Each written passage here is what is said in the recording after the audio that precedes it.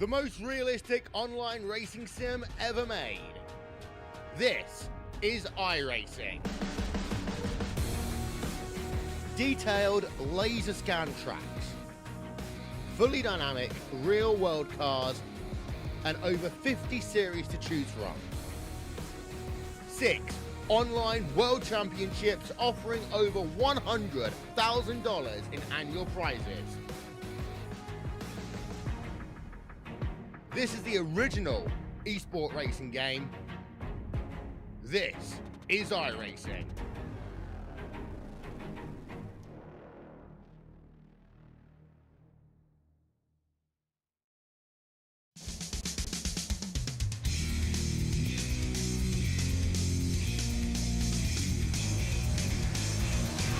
Well, hello, ladies and gentlemen, and welcome to the Turn 3 Racing Network, as tonight we're here for the first race of our Championship 16. These drivers are going to lay it all on the line here as the playoffs have begun. Thank you very much for joining me. My name is KR Stolfus. In the booth with me is none other than the oh-so-handsome, all the ladies want to hang out with him, all the men want to be him, that is Dawson Wise. Dawson, how you doing, bud? I'm doing great. Ready to do some playoff racing. It's been a great season, but a whole new season starts here tonight. That it does, and we have quite a few drivers who have turned in a qualifying time, and we do have 2 drivers who have made a switch, and we'll get into that here in just a little bit and what that means. So with that being said, guys, we are going to step away for the national anthem as Zach Workman goes across the start finish line and qualifies in 16th for the moment. So guys, we'll be right back with tonight's starting lineup. We take you down onto the track for our opening ceremonies. Ladies and gentlemen, please rise. Please remove your hats. Oh, say can you see by the dawn's early light what so proudly we hailed at the twilight's last gleaming, whose broad stripes and bright stars through the perilous flight o'er the ramparts we watched were so gallantly streaming, and the rocket's red glare, the bombs bursting in air, gave proof through the night that our flag was still there. Oh, say does that star-spangled banner yet wave o'er the land of the free and the home of the brave?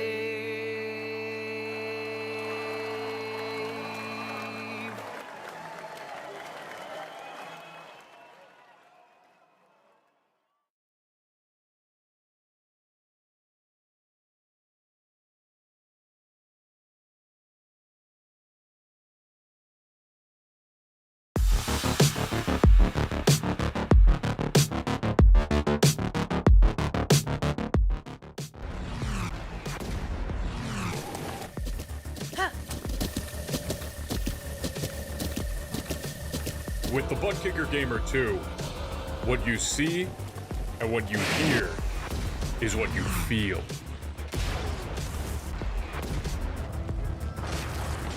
Butt Kicker.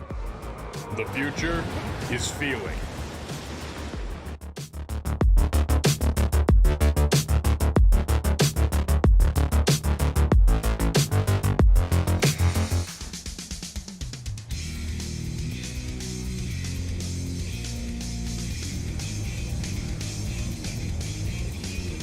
Welcome back, ladies and gentlemen, as tonight we are here for the Daytona Nights 250. The sun is up, but it will be coming down here before too long.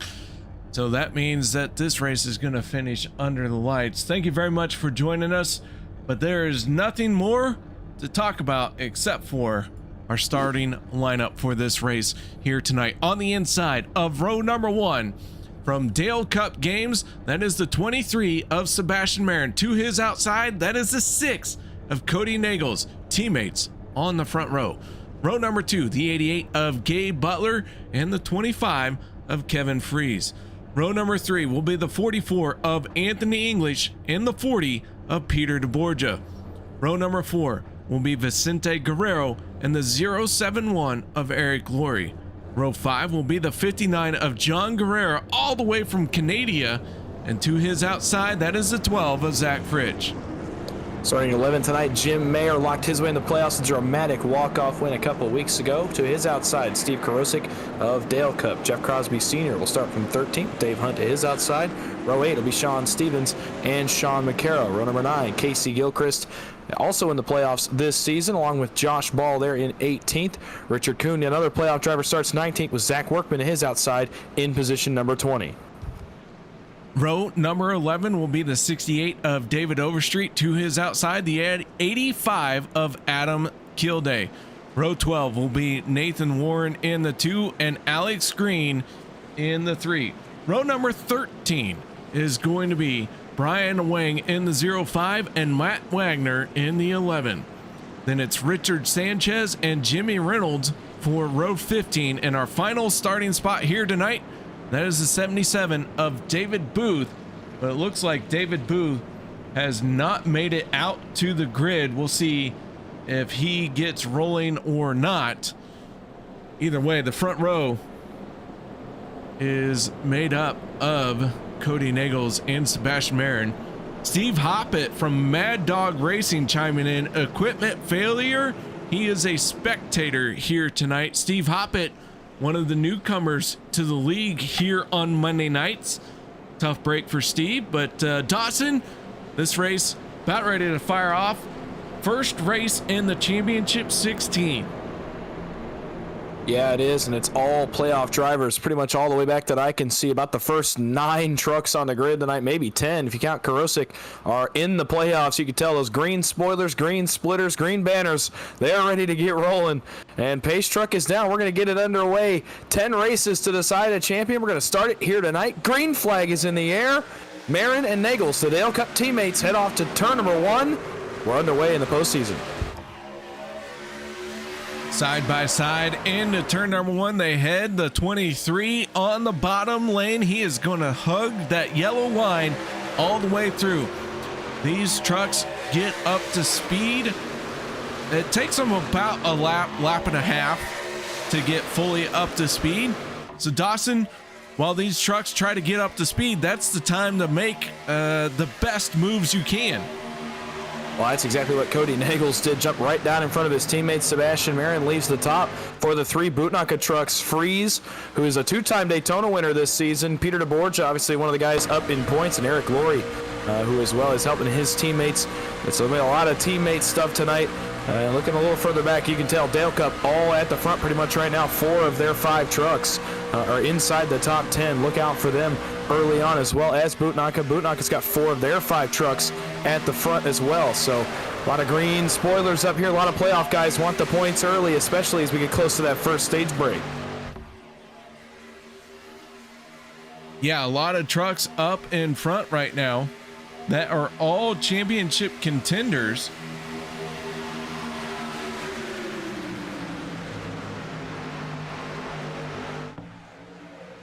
The 6 of Kody Neagles down on the bottom. The 25 of Kevin Freis on the high side. Sebastian Marin in the 23 pushing on the back bumper of the 6. We took 28 cars to the green flag. David Booth still has not been able to make it out there just yet. We'll see if he can make something happen here tonight. Already 3 wide, no surprise. Zach Workman starting to work his way to the front of the field. Adam Kilday and Brian Wang in tow. The 05, good to see him out here tonight. Kevin Freis noses out front, and Kody Neagles, no surprise to see him running up front. What an advantage it would be if he could win stage 1. He got a 10-point bonus for being the regular season champion by points, and if he gets another 10 as part of the stage, it's going to be 20 points above the cut line, 25 laps into the first round, and you can guarantee he's going to want those points. That's going to be a massive bonus for the driver of the 6 and some comfort here in what is going to be a chaotic first round. It is going to be very chaotic. Speaking of, let's go ahead and take a look at our race info here tonight. It is the start for our Championship 16. They will have 3 races to advance. As trouble at the front of the field. Freis gone around right at the front of the field along with Kody Neagles and a couple of other of our playoff drivers. It is a disaster right at the front of the field. The leaders are around on the back straightaway. And our front drivers all get in trouble coming off of turn number 2. Gabe Butler involved, Kody Neagles involved, Kevin Freis, all championship contenders. So let's go ahead and back this up and figure out what went wrong here. And it looks like the 25 got a shot and collects Gabe Butler and Kody Neagles. Dawson, I don't know about you, but what'd you see there? I'm trying to watch it back for myself, see where the first push happened. Yeah, it looks like it's deBorja gets off center with his teammate Freis in the middle. And as deBorja goes up to miss him, I think he doesn't hit Korosec. Marin gets in the back of Freis. Looks like Anthony English gets in the back of Gabe Butler. And that's about the worst start these 3 guys up front could have asked for. 2 teammates, and then obviously our regular season champion, Kody Neagles. None of them with damage, but their track position is gone all in 1 second due to one bad push. Yeah, it only takes one bad push and it all goes up in smoke, and that's where we find ourselves now. So let's get back to our race info here as we're getting ready to make our first round of pit stops. This is our start to the Championship 16. They will have 3 races to advance. Logan Helton has bowed out of our championship battle, and that has put Anthony English in. And Anthony English is running a tribute paint scheme to Logan Helton for that. Keep in mind, we will not have cautions for the stages, and our stage breaks are at lap 25 and 50. 1 fast repair is available. That 1 fast repair gonna come in handy for, well, our top 3 championship contenders in this race. Well, before the yellow came out. Yeah, certainly not what those guys wanted to see early on. Actually, the guy that's going to benefit from this the most is going to be Vicente Guerrero, who is going to, I believe, win the battle off pit road. Aggressive out of the driver of the 14, one of the last guys to make his way into a playoff spot. He's going to be our race leader, I believe, under this first caution of the night. Yeah, the 14 came down pit road, but did not hit his pit stall. So, not sure what the call there was, if he missed his pit stall or what happened, but the 14 did not stop, and now he finds himself out in front. Zach Workman, Adam Kilday, they took 2 tires along with Steve Korosec. Almost everybody taking 2 tires on this stop. Brian Wang, a 4-tire stop. David Booth taking 4 tires as well. Sorry, Matt Wagner taking 4 tires as well. I said David Booth because he did join the race, and he is on the lead lap. That caution flag worked to his favor because he got that late start from pit road. Yeah, obviously that's exactly what David wanted to see. Being a little bit late to the grid, not sure what happened there, but he does get he gets a little bit of help in the form of that early yellow flag, and it shakes the field up, at least at the front of the field. Adam Kilday's made his way into the top 5. Good run for him early. Some other playoff guys having some good luck. Gabe Butler actually was involved in the crash and ends up 8th anyway. Not sure how he managed to get his way all the way back up, but at least on my scoring, he's showing 8th position right now. And we'll see if Vicente Guerrero comes down to his pit box. Looks like he will. We'll see if anybody follows him. So Guerrero gonna hit pit road. Zach Workman in the 19 stays out. He will inherit the race lead as our first caution is about ready to wrap up. Lights go out on our pace truck. And the field starts stacking up 2 by 2, side by side.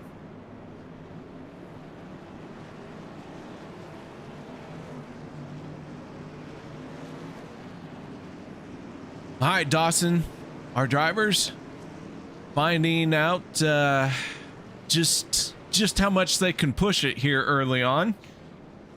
So a very early caution, collecting 3 of our championship contenders. If you guys haven't figured it out yet, our championship contenders are highlighted in green. And not only that, but their trucks will have a green splitter and a green spoiler with a green eyebrow. So yeah, green is the color we're talking about. Well, it definitely pops. I mean, you can certainly pretty easily tell who the playoff guys are, especially on some of the trucks that are red. Maybe, you know, on Zach Workman's truck, it's not quite as obvious because that's just the color of his truck anyway. But on other trucks, it really does pop, and it is a great touch to see who's in the postseason. On board with the driver of the 44, that is Anthony English.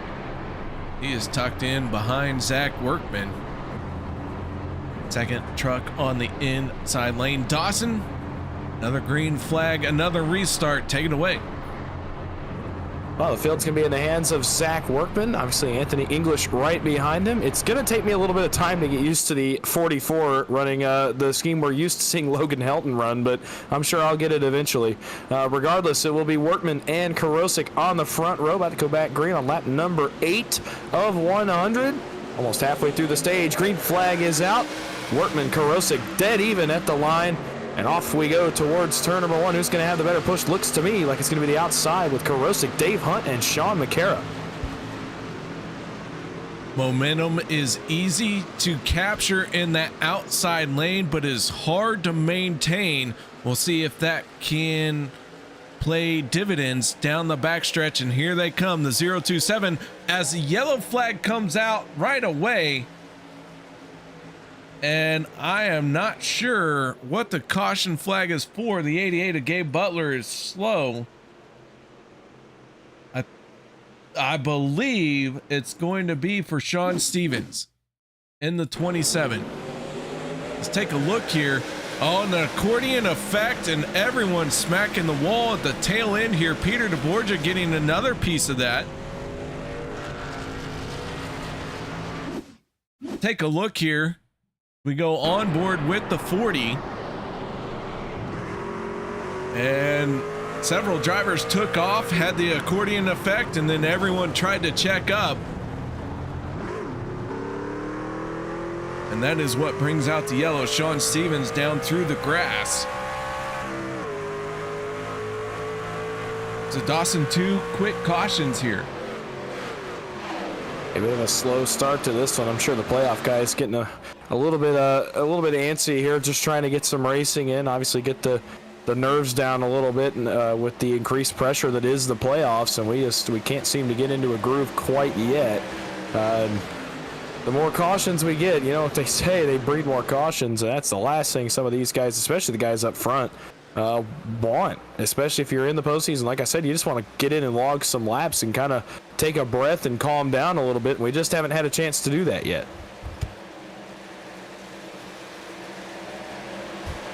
Yeah. As a driver, you've amped yourself up. You're saying, man, this is my shot to win this race and take it on easy street into the next round. As a competitor, you're thinking, I don't know what you're thinking right there, but I gotta say it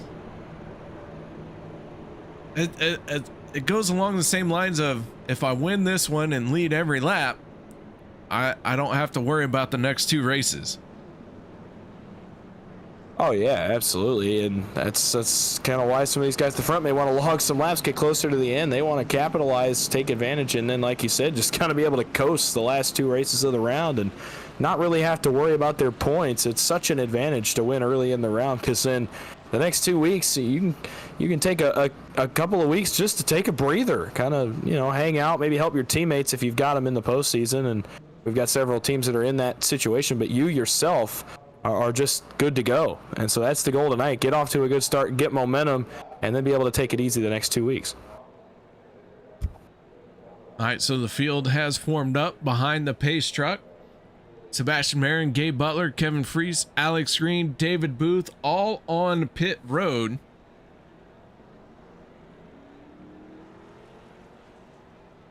A lot of pit stops already taking place, and we're only on lap 10 here tonight. Keep in mind, stage 1 will end at the completion of lap 25. Stage points still matter, even though we're in the championship. Every point you can get is huge for a playoff driver. And you may be saying, hey, playoff drivers, sure, they're going after all the points they can. The non-playoff drivers, don't count them out, because they want to make life difficult for everyone in the playoffs. They're going to do everything they can to win all the points. So this is, it's kind of become a us versus them, as far as for the championship contenders versus the non-championship contenders. And if I had $5, I would put it down on a non-championship contender to win a race in the final 6, 7, 8, I think final 8 races of the season. I mean, definitely not a bad bet, because all the pressure is off of them. I mean, you know, obviously there's the disappointment not making the playoffs, but now they don't really have anything else to race for but wins at this point. There's nothing to lose for them. So you're right. I would absolutely put it on one of those guys, because there's just no other pressure on them to go get points, to go get stage wins, to go get wins. You know, they're just out there. They are literally out there for one thing, and that is to capture a checkered flag. And these playoff drivers, you're gonna have to watch out. They may have an opportunity stolen from them here tonight. All right, so the lights have gone out on the Chevy Silverado. The field is stacked up 2 by 2 once again. Zach Workman, Steve Korosec on the front row. Then it's Anthony English and Dave Hunt for row number 2. The 31 of Kacey Gilchrist and the 71 of Sean Makara on the 3rd row for this restart. And it is a very championship heavy first 3 rows for this restart. Yeah, no surprise the championship guys finding their way to the front of the field. Like you said, trying to get points, trying to get an advantage. Obviously, the biggest advantage tonight out of the stage points, it would be either if you can capture a bunch of stage points in both stages, or if a guy like Kody Neagles can go get a stage win and end up 20 points above the cut line by the time we leave Daytona. It's not equivalent to a win, but it's awfully close, because that gives him a huge cushion with 2 races to go. All right, on to the front stretch. Our Silverado gonna peel off for pit road. Zach Workman, Steve Korosec gonna lead this field to the green flag. It is our 3rd restart of the night. 2 caution flags done and over with. Green flag is in the air. Away we go once again. The 19 down on the bottom. Steve Korosec looks like he's fallen back here just a little bit. I think he may have either missed a shift or shifted a little early, maybe short shifted, trying to get Dave Hunt to his back bumper and just didn't time it right.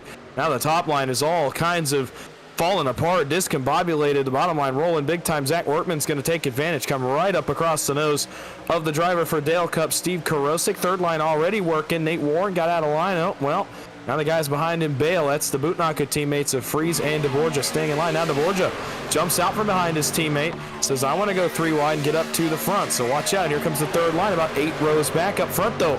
Now a change for the lead as Anthony English pokes his nose out front for the first time. Anthony English in the 44 has that truck in clean air down on the yellow line. He's going to lead a lap, pick up a point for that. And now he has to figure out how to keep the rest of these 28 trucks behind him. Well, it's going to be awfully hard. He doesn't have a ton of help here at the front of the field, and he doesn't have a ton of help behind him either. Kacey Gilchrist wants a chance to lead this race, I would think. As Adam Kilday now leads the top, Kevin Freis has jumped up there as well. Look out, they're about 8-9 rows back trying to get it wound up. Let's see if they get anywhere close to the front. Going to be 12 to go in stage 1.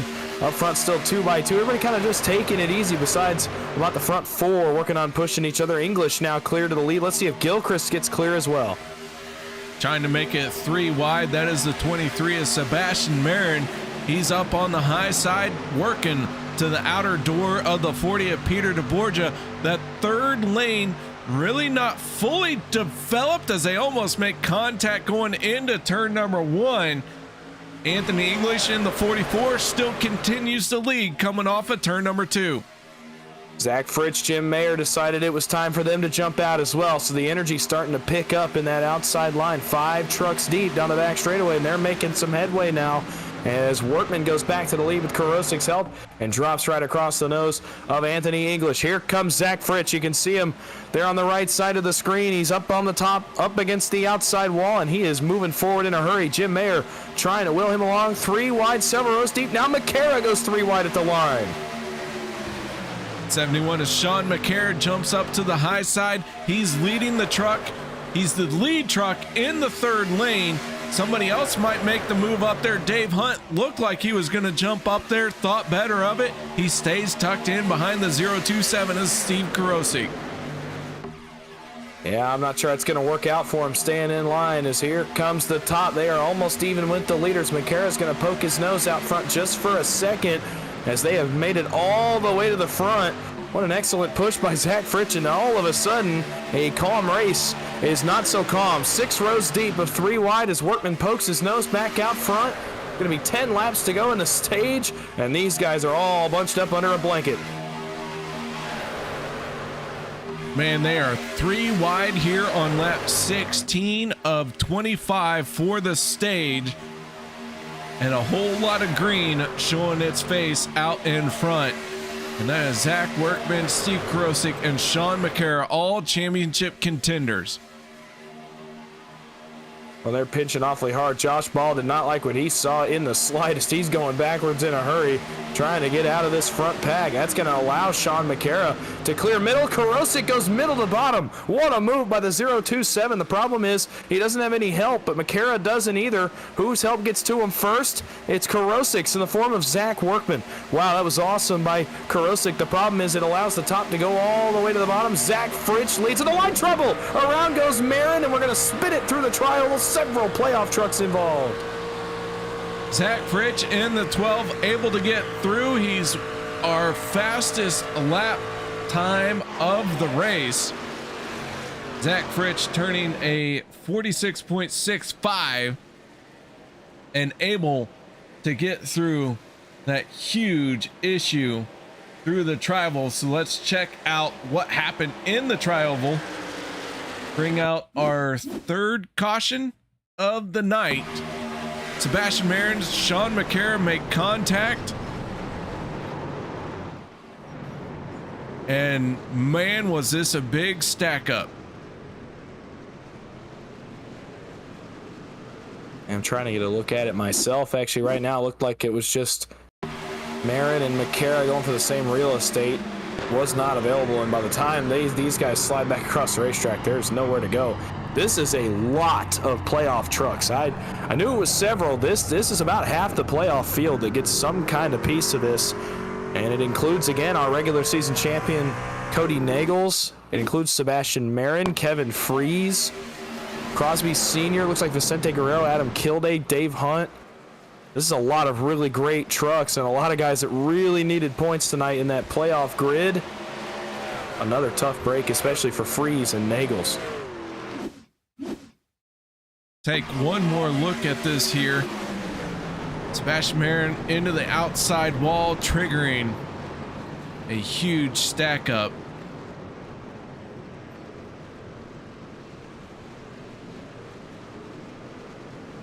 All right, so another caution flag in the air. And I do think we'll see quite a few trucks on the pit road here because, well, you know what? Never mind. I don't know what we're gonna see. This is pretty close to a cutoff line here. I'll tell you what we're going to see. It's going to be a bunch of the leaders staying out on the racetrack, at least the top 5. Dave Hunt, Peter deBorja, Nate Warren, and then on back is the first to come in. But a lot of guys opting to stay on the racetrack, trying to make it to the end of the stage and get some points. All right, with that being said, guys, we're going to take a quick break. Don't go anywhere. We'll be right back after this.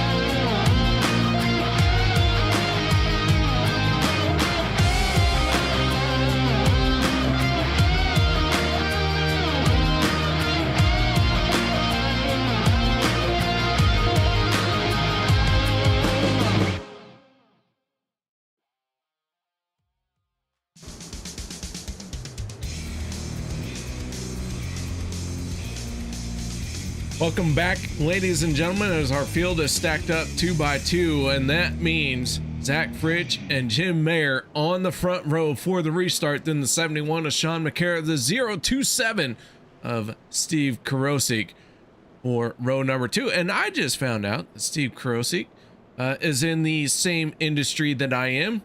He's a knuckle dragger, mechanic, technician, works on the cars. So good to see a fellow mechanic, fellow broken individual. Yeah, you got to be broken to work on cars these days.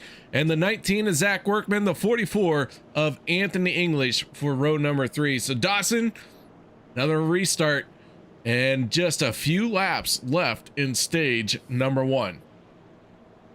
Yeah, it's going to be 5 to go in stage 1, so we're going to be inside the window where a caution would be the end of the stage, and I think that explains why a lot of the playoff guys have stayed out to try to get some points.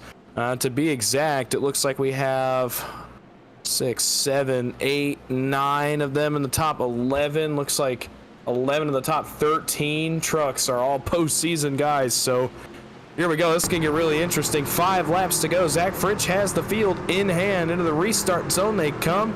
5 laps to go. Stage number 1. Green flag is back in the air from Daytona. Let's see who gets the better run. Nobody's help coming to him quite yet.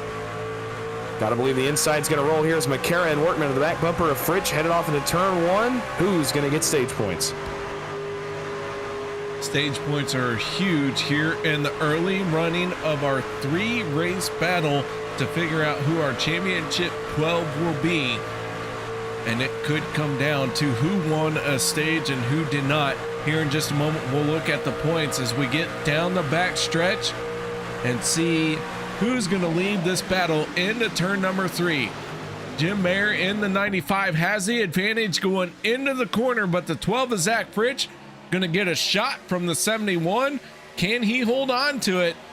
Oh, 3 wide. Here we go once again.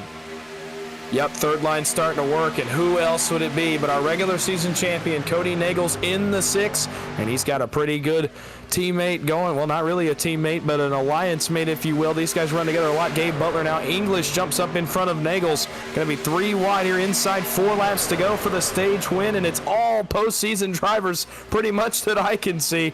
Somebody wants that big 10-point bonus, and it's going to be one of the top 8 or 9 trucks. I don't know. It could be any of these guys. They're wrapped under a blanket. Here comes English on the outside. English to the outside. Let's take a quick look at the points as they came into tonight's race.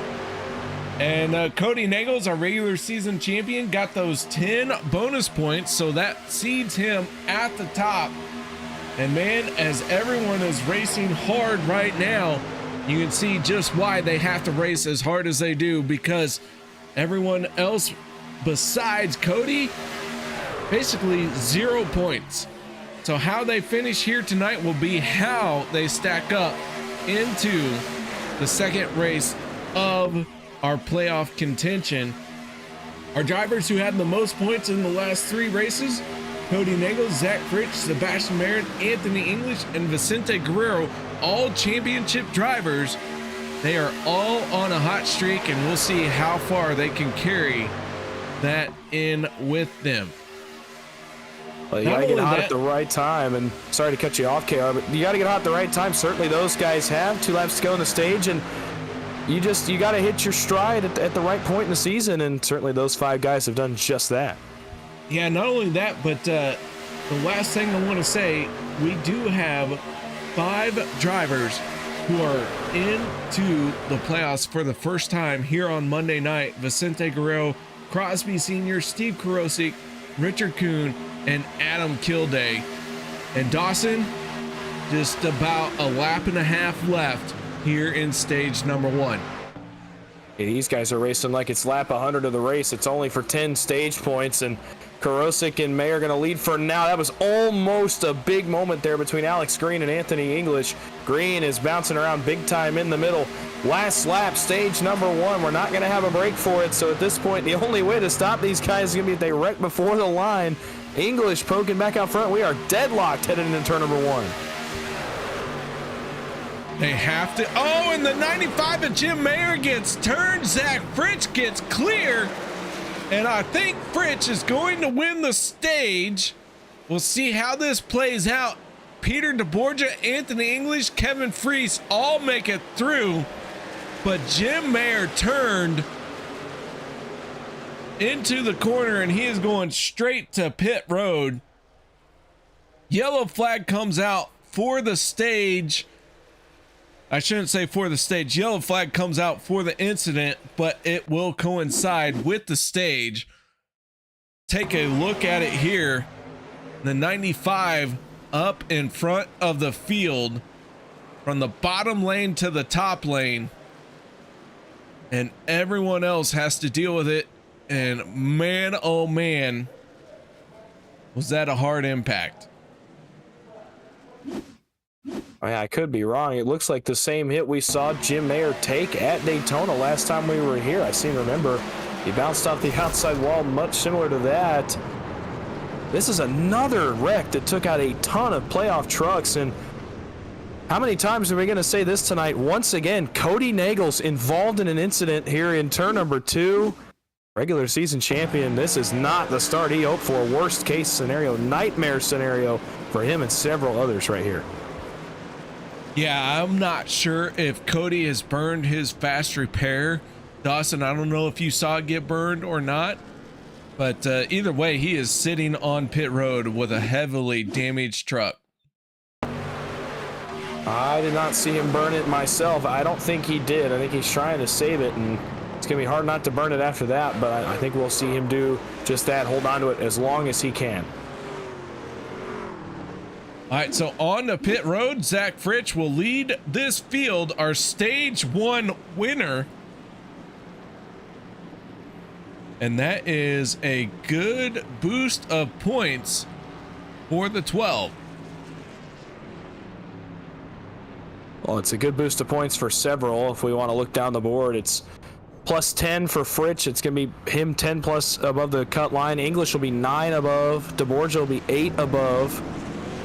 Several other guys getting nice boosts there, but obviously those three getting the biggest boosts. They're now right around where Kody at least was going into this race.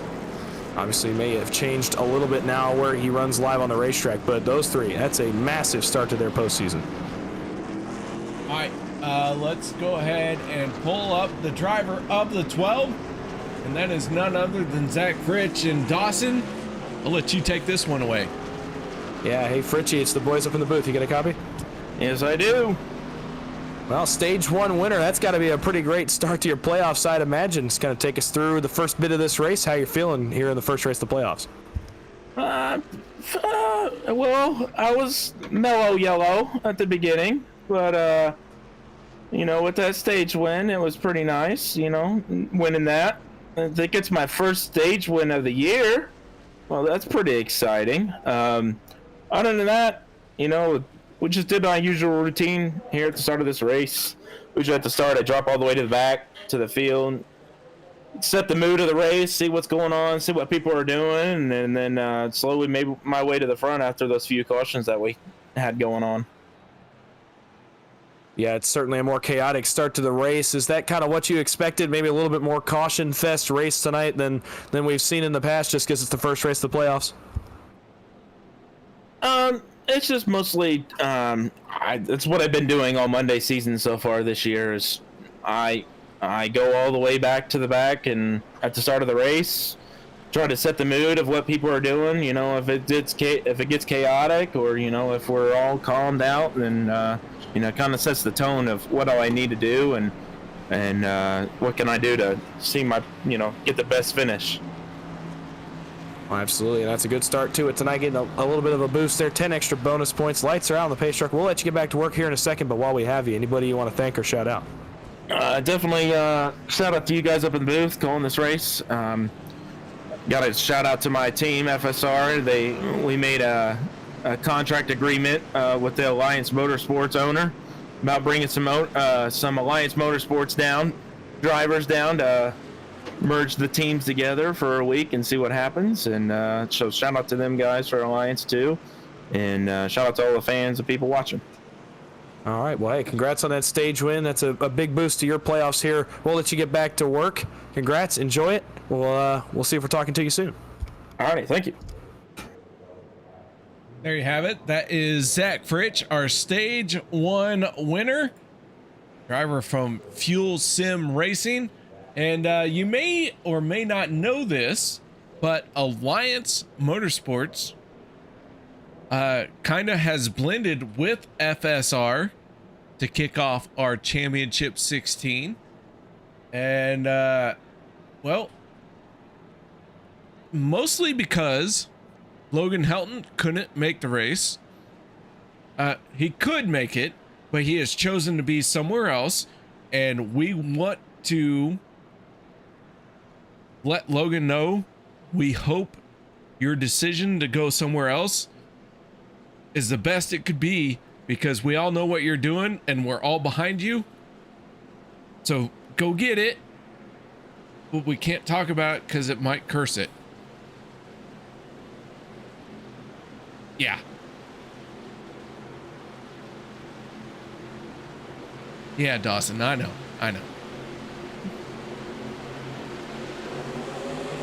Green flag's out, Dawson. Take it away. Yeah, it is. Well, hey, couldn't have said it better myself, honestly. You know, I was trying to think of something to say. I couldn't. So, hey, you know, props. How do you talk about what you're not supposed to talk about? Yeah, I was trying to find a way to talk about it without talking about it, but it's going to be practically impossible, and we don't have time because we're back under the green flag. So, stage 2 underway. A little bit shorter stage with the caution falling where it did. And how about Alex Green running up in the front? Advanced Auto Parts machine out front. Mr. Excitement getting it done here at the front of the field. Alex Green out in front. He's going to be happy about that. I'll tell you what. The 3 of Alex Green, the last time he won a race here on Monday night, was all the way back to the inaugural season. And contact with the 2 and the 40. And Nate Warren got the raw end of the deal, but he is able to hold on to it. We stay green. Nate Warren blends in. Ooh, big moment there. I don't know how he kept it going. I thought we were about to call another wreck, but he somehow gets it from pointed at the pit wall to pointed straight, and I think is going to keep the draft. He's back there around Sean Stevens. So we'll see how that goes for him. Meanwhile, kind of an odd look up front. Everybody's migrated to the second lane for the most part. Workman obviously not going to be patient enough for that. He takes Kevin Freis to the bottom of the racetrack, hangs the boys out. Marin, a huge block. That looks awfully familiar from last week. Zach Workman in the 19 leads that lap. Sebastian Marin in the 23 on his outside. Kevin Freis in the 25 pushing on the back bumper of the 19. I'll tell you what, these guys all are working hard. They are all digging. And just because it's the first race of our championship 16 doesn't mean that these guys don't know what's at stake. Nobody is here to relax. They are all out to get every single point they can. Well, it sets the tone for your round and potentially for your playoffs. I mean, how many times between NASCAR have we seen guys that win the first race of the playoffs, have a great first round of the playoffs, end up being a favorite for the championship? And that's no different here. If you can set the tone, it gets you in the right place going forward. It's like getting off on the right foot. That's exactly what these guys are trying to do. Ooh, the 19 made a bold move to the top side there to throw the block on the 23. He played it correctly. Now he drops down to the inside. That 19, that truck trying to be as wide as it can. Boy, he's looking awfully polished here in the first race of the playoffs, and Freis giving him a little bit of extra on turn 3 in the entrance to turn 3. I don't think he appreciated how late those moves were, but nonetheless, Workman looks very, very comfortable here at the front of the field. So does Sebastian Marin, though, and no wonder he does. A multiple-time winner this season. Kody Neagles, by the way, a lap down, but coming to the front anyway with the help of Kacey Gilchrist and Jim Maier, trying to get his lap back the hard way against the outside wall. I do want to have a moment of housekeeping. Kody Neagles, Jim Maier, they are both out there on the racetrack. They are 2 laps down, and they are still continuing to soldier on. They're scored 28th and 29th, but not what Kody Neagles wanted to continue his dominant season with, a 28th place running or showing here in the first race of the playoffs. And Jim Maier in the same boat. Both of them 2 laps down. They are the only drivers not on the lead lap. Well, they both were 2 laps down. I will say Kody Neagles now back to 1 lap down as he's filed in front of his teammate Sebastian Marin. He's hanging on to the tail end of being 1 lap down, although the issue for him is going to come here when the field gets to Gabe Butler here in the middle of turns 3 and 4 and put him a lap down as well.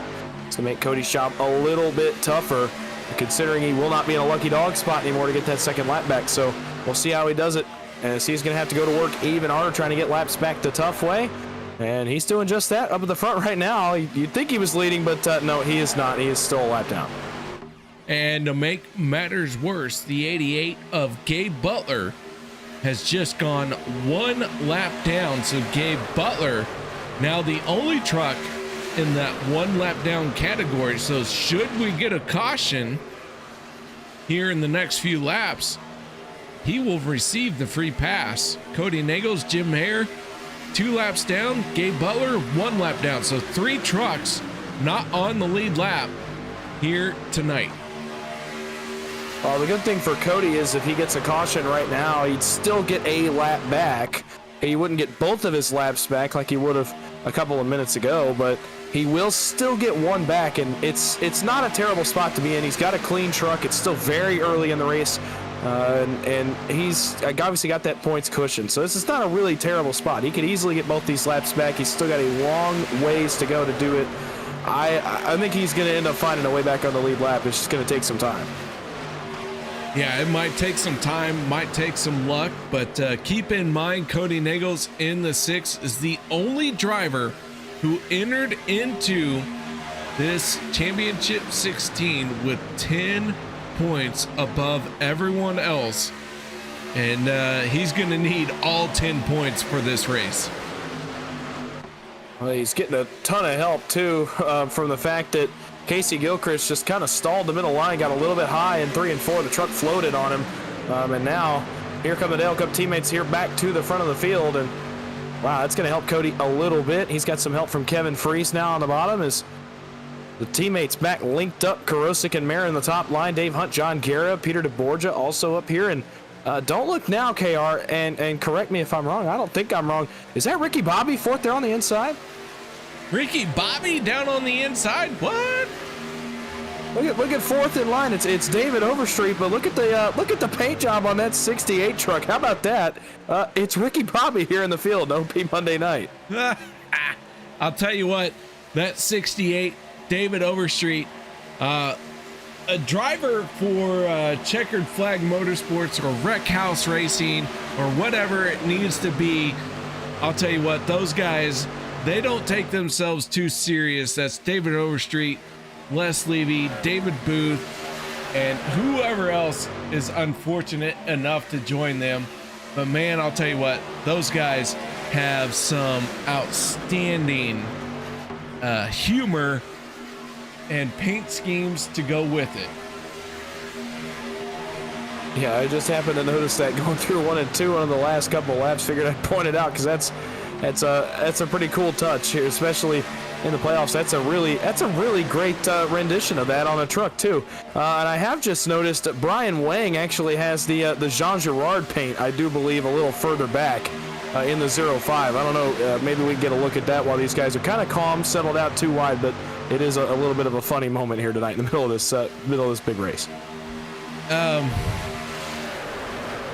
Yeah.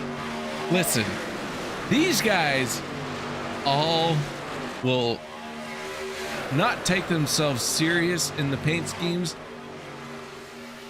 They will do all they can for the lulz. It's all about the lulz from time to time.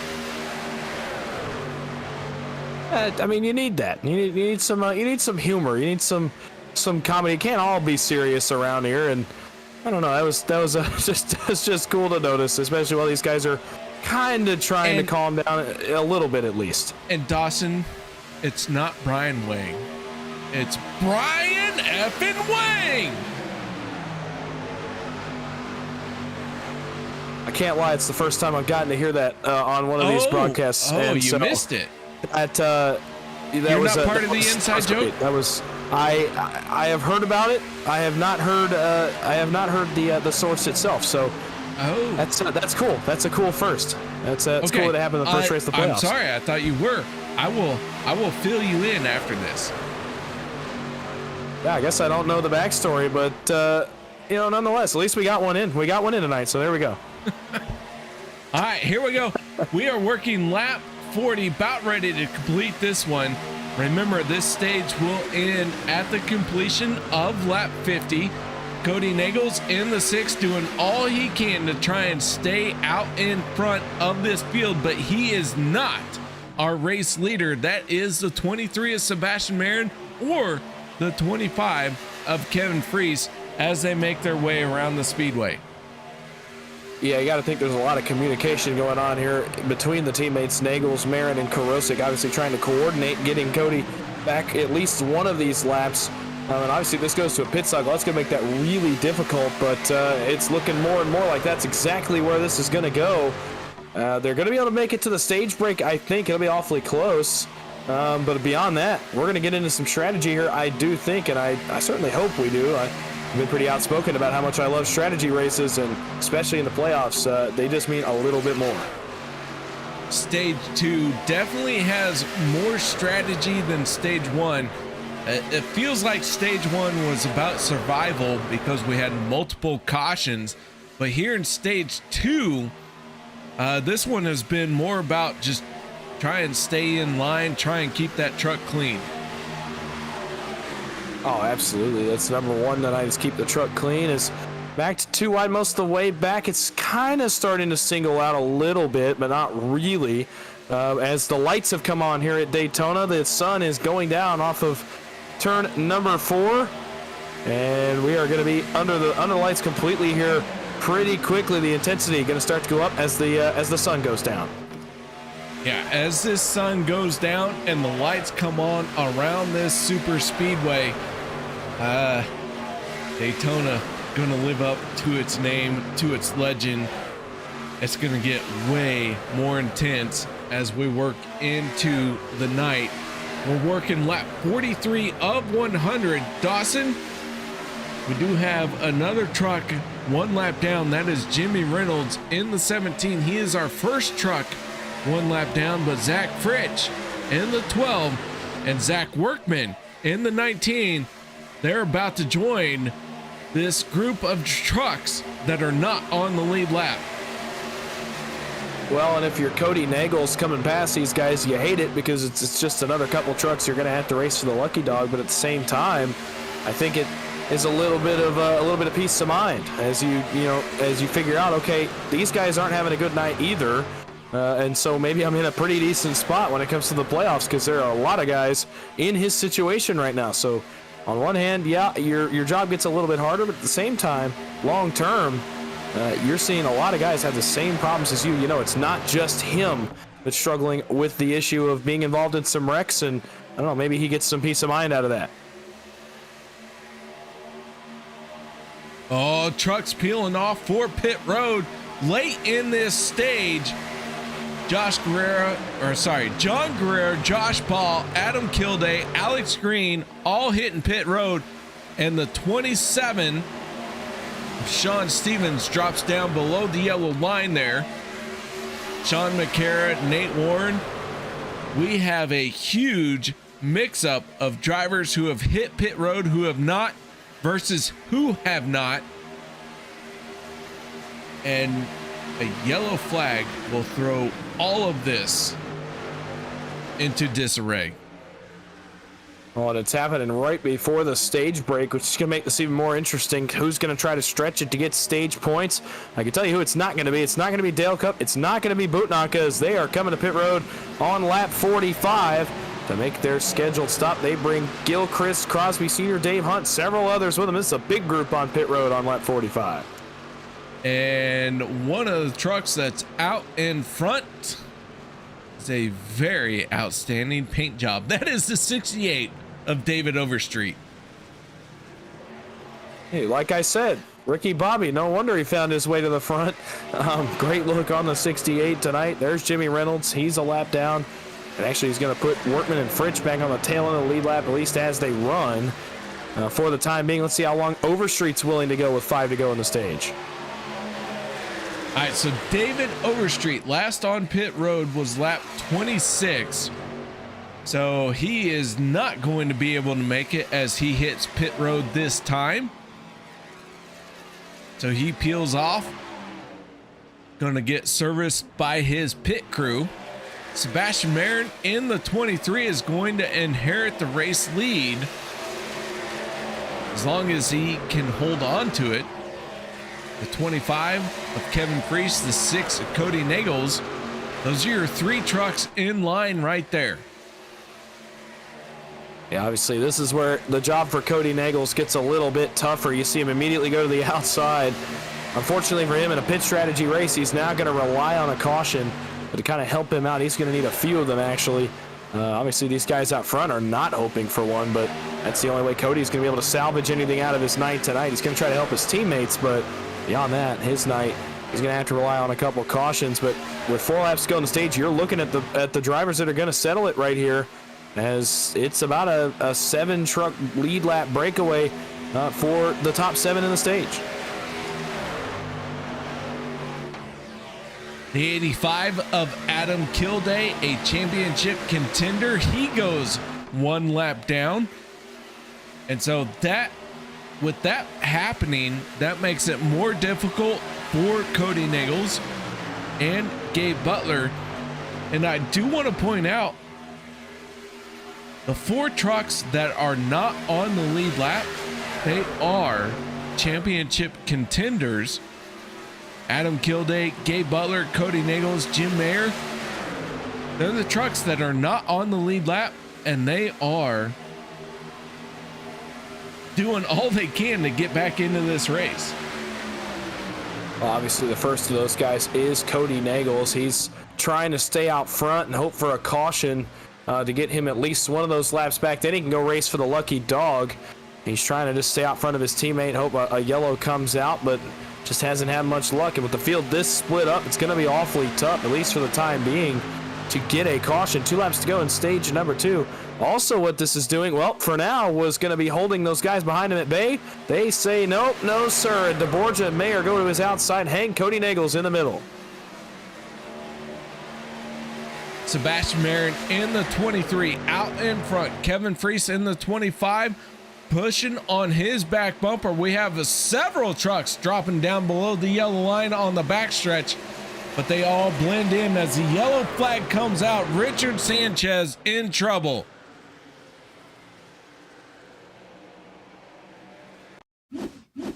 Not sure where this went wrong for Sanchez, but he and Alex Green make contact through turns 1 and 2. And Sanchez backs it into the wall at 510, grabs the gear and gets rolling. So a hard impact for the 510. Yellow flag coming out. And Dawson. This strategy. Just throw a dice on the board, because that's what you do right now. Yeah, toss it out the window indeed. At this point, it's going to be really interesting to see what these guys do. Obviously, if I'm Kody Neagles, I think I gamble and try to stay out right here and maybe get a wave around, hope everybody hits pit road under this caution just to top off. They only ran a few laps after pitting. Maybe Kody can justify staying out on the racetrack, trying to get a lap back. I think that's exactly what he's going to do. It looked to me like he clutched in there on the back straightaway when the caution came out and started to roll as if he was going to be staying out right here. We'll see, but for everybody else, yeah, throw strategy right out the window, at least for the time being. All right, this stage is going to go to the 23 of Sebastian Marin. So he picks up the stage. He will join Zach Fritsch for our stage winners here tonight. Both drivers championship contenders.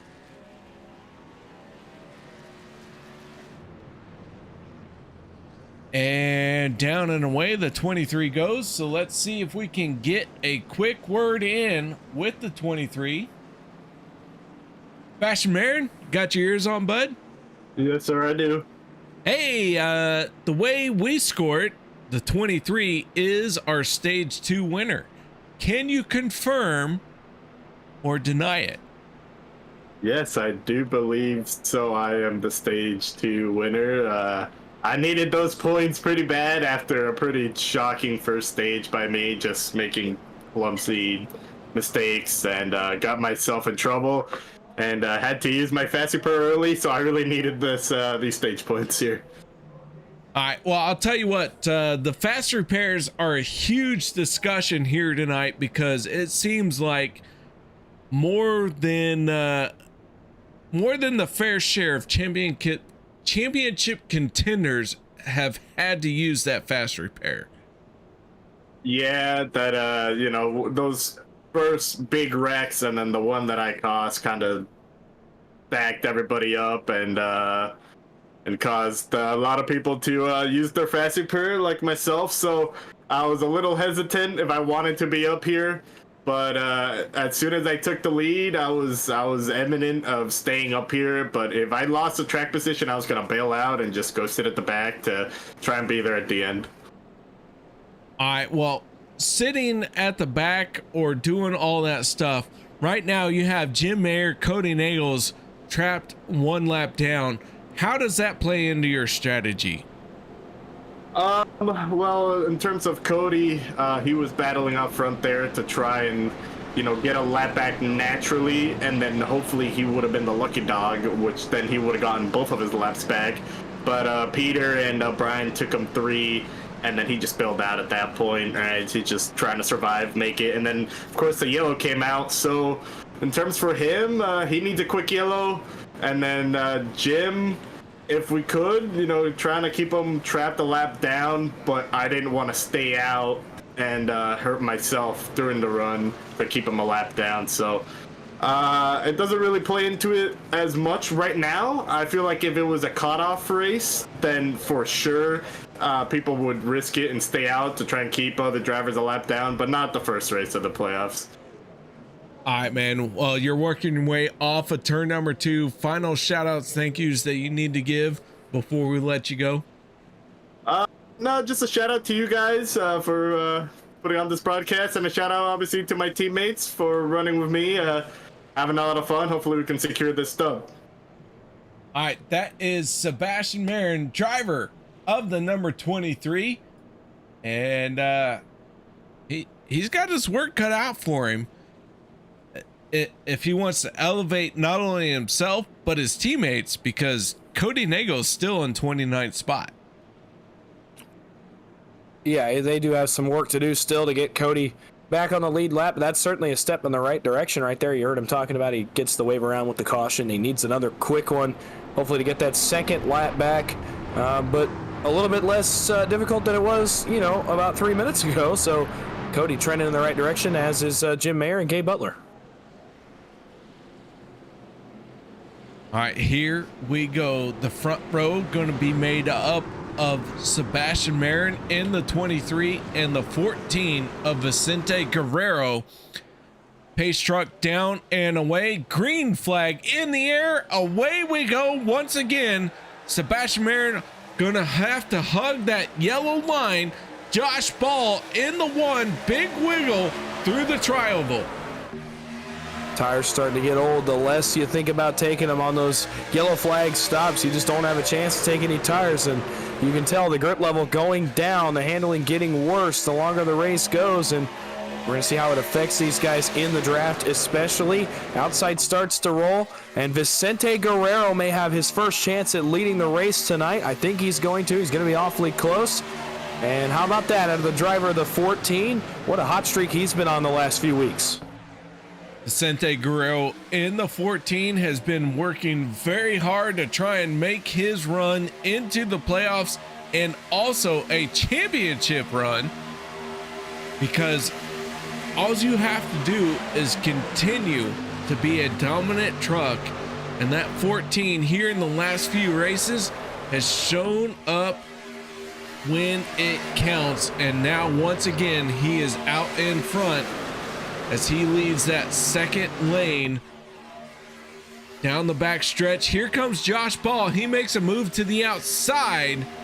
The 14 going to get to the back bumper right now. Oh, big move for the 1 of Josh Ball.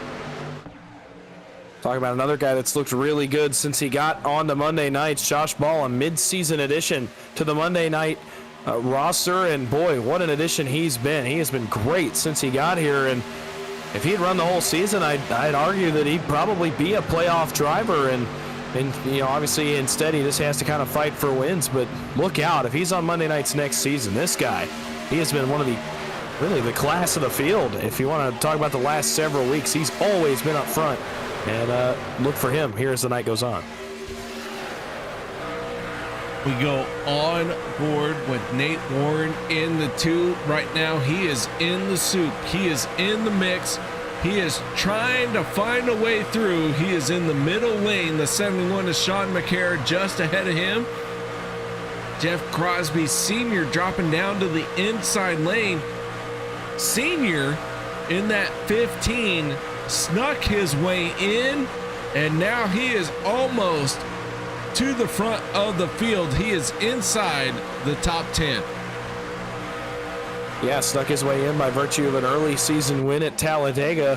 What an effort it was out of Crosby Sr. to get the job done and make his way to the playoff field. Good to see him in the final 16, and he's taking advantage. He's running well here tonight, trying to get off to a good start in the playoffs. There's several guys trying to take advantage of the disadvantage of some other drivers in the field, and certainly Crosby Sr., Kacey Gilchrist, Vicente Guerrero, Richard Kuhn are four of those guys running really well so far. I do want to take a moment to say hello and congratulations.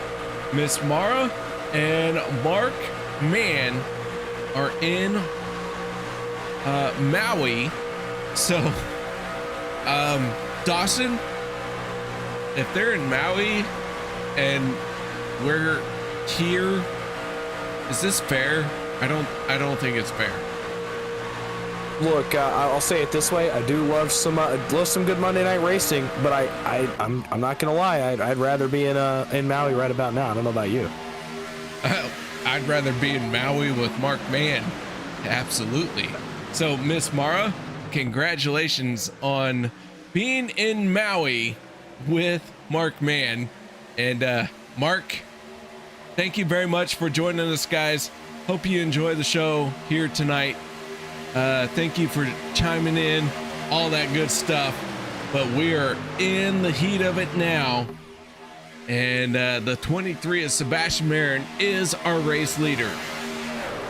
Still 2 pit stops to come, at least by my count. So strategy definitely not over with for this race yet. And these guys have calmed down yet again. This is what we saw before the end of stage 2, before we made that first pit stop of the night, the first green flag pit stop of the night. And this is kind of what we saw. They got calm for a few laps. Everybody singled out, and then eventually they all came to pit road. And if they don't have to pit again before lap 80, it'll be 1 stop. They will definitely have to pit though before that point. So still 2 pit stops to go. You still got to execute on your pit stops and your strategy to win tonight's race. Right now we have 2 trucks not on the lead lap. That is Jim Maier and Kody Neagles. Sebastian Marin is our race leader. Steve Korosec in the 027 working to his inside through turns 1 and 2.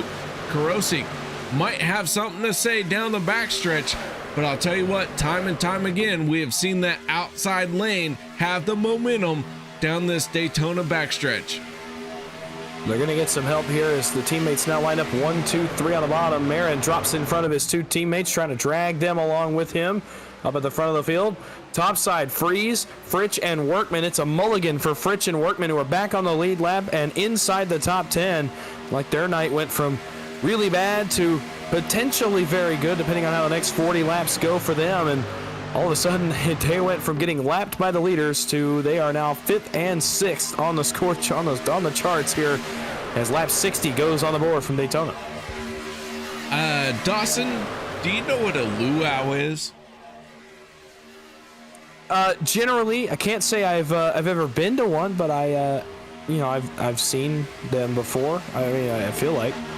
I have no idea what a luau is, but I tell you what, I'm going to ask Mark what a luau is when he gets back, because him and Miss Mara are on their way to a luau, and that sounds fantastic.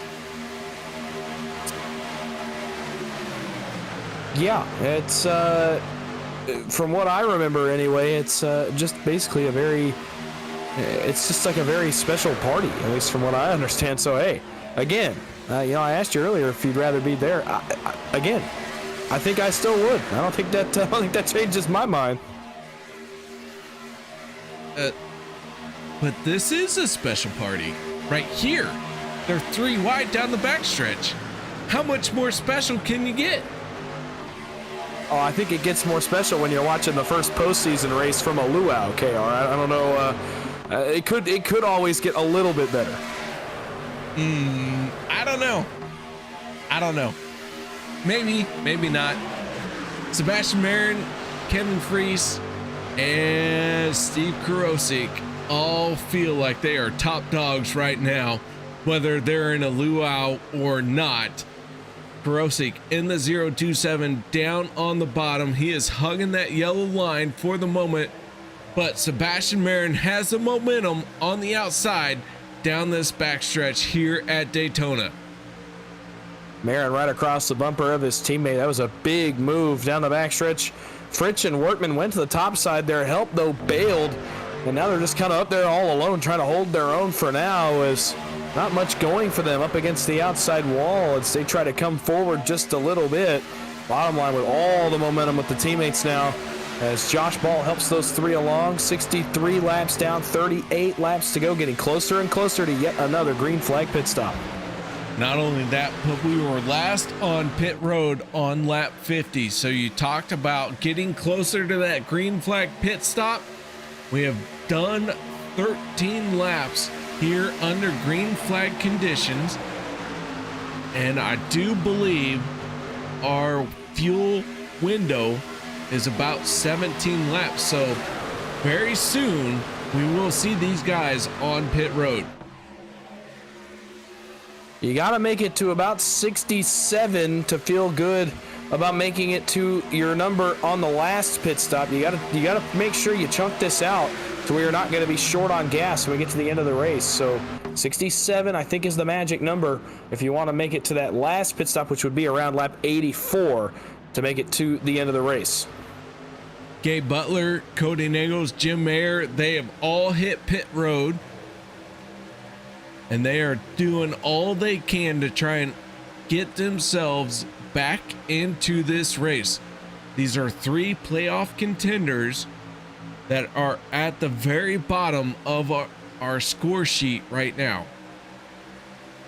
Well, and three guys that would certainly like to see maybe this front group have some problems and bring out a caution, especially once they can get around them here on this pit cycle. It's going to be very interesting to see how this all shakes out. They know this first group's going to have to pit here the next 2 to 3 laps.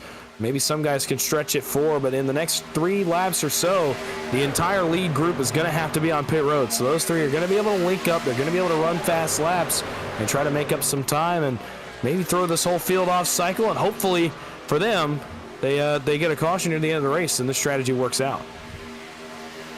Sebastian Marin, our race leader, Steve Korosec, Vicente Guerrero, Josh Ball, all of these guys right here in the thick of it. When will they hit pit road? They were all last on pit lane on lap 50. This is 15 laps in to this run. And keep in mind, we will use 2 attempts at a green-white checkered. So with that being said, Dawson, how do you start planning this out? Where do you call your driver in? Because at some point it is right and at some point it is wrong. Well, if you're in the lead pack right now, I know the green-white checkered thing is going to be an issue. The problem is you don't really have enough gas to guarantee yourself any green-white checkers. It's going to work out here. You're going to have to pit here in the next couple of laps, and that's only going to get you to about lap 85. If you can go to 68, you should be able to get to lap 85 or 86. That does not build you in a whole bunch of extra distance. This one's pretty cut and dry. It's not like we're on multiple strategies. You're going to see the whole field here in the next couple of laps. I mean, the range is pretty self-explanatory. It's about 18 laps, maybe 19 if you can stretch it. I don't think we've seen anybody go 20. So in the next 1 to 2 laps, I mean, most of the field's going to be on pit road. You just have no choice. And from there, you don't really have a choice as to how much you can build in on that last stop either. Riding on board with Nate Warren in the 2 as he is tucked in behind Anthony English in the 44. And a lot of these trucks down on the inside lane, they have the preferred spot to hit pit road without a lot of issues, but no one comes down pit road just yet. Nope, they're going to stay on the racetrack at least one more time. I did figure we could probably go to about 68. That was the number I had for most guys, especially like Steve Korosec, Vicente Guerrero, Sebastian Marin, Josh Ball, Kevin Freis. They've all been leading quite a bit on this run. They burned a little more fuel, and you can tell as we get down the back straightaway, the outside line has started to vaporize just a little bit as guys find their way into line. I think we're getting ready for pit stops here. Yeah, we may be we're just one lap early. It's fine. It's whatever. Here they come now off of turn number 4. We're going to see who hits pit road this time. And they make us look. It's fine. Richard Sanchez hits. When do they not make us look like fools? So I don't know. Maybe they'll come this time. But now I'm getting into the realm of being a little bit surprised. I didn't think they could go quite this long on a tank of gas, but well, they're making themselves look smart and me look dumb as per the usual on Monday nights. But that's why they're down there and I'm up here. Right? I mean, how many times do we think we know what's going on, and we don't? We don't know. No, all we can do is guess. So here we go off turn 4 again. Let's see if they make us look smart this time by, hey, there we go. Pit stops on lap number 69. It's the Dale Cup boys. Josh Ball. Bootnaka is on pit road. Steve Korosec misses the pit entry. I do believe he missed the commitment. We got another one off in the grass, I think. That is Sean Makara in the 71. Gathers it back in. Several penalties could be handled out here, but out in front of this race now is the 05 of Brian Wang. Peter deBorja on his back bumper. When will these trucks hit pit road, and can they make it happen without penalty? Holy cow, here we go. Well, it's 3 more Bootnaka trucks. They split once again. We've seen them do this all season where they split to come to pit road. Here they come. Overstreet going to make a late commitment to pit road. He's going to come with them. Does everybody make it? Workman. No, they do not. Wrecking on pit road. Dave Hunt and Sean Stevens are off into the grass. More trouble on pit road. That is 2 groups that came down pit road. Both groups have trouble. And we will see how this all is shaked out with penalties and who can get going. Once again, Josh Ball in the 1 out in front. He has made his pit stop, and it looks like he is going to be out in front when it is all said and done. Yeah, they're going to have some company coming to them, though. It's a 4-truck breakaway, but then John Guerra and Vicente Guerrero, they're going to have some draft. Looks like Alex Green might have this draft as well. He's got Richard Kuhn with him. These guys obviously going to be able to blend with the trucks coming off pit road right now. So this might be a pretty big battle for the lead once it's all said and done, as only now the Bootnaka trucks actually cycled out in front of Josh Ball. They did cycle out down the backstretch, but going into the corner, Josh Ball has all the momentum he needs, and he is going to make his way around the 05 of Brian Wang. Josh Ball out in front here tonight in the Daytona Nights 250. Yeah, but at the same time, him dropping down is going to allow this group to blend. Alex Green, Richard Kuhn trying to hang on to the draft. Kacey Gilchrist to the bottom of Kevin Freis. He brings Marin with him. Kevin Freis going to get all the way hung out. No help for the 25 until the 14 of Guerrero gets to him, and it's shaking up back there. I think we might have trouble. We do. Kevin Freis is off into the outside wall, and a bad situation gets worse for the driver of the 25. But no yellow comes out. Kevin Freis in the 25 holds on to it. Nate Warren to his back bumper, and they're going to blend in here and regroup and start that charge to the front once again.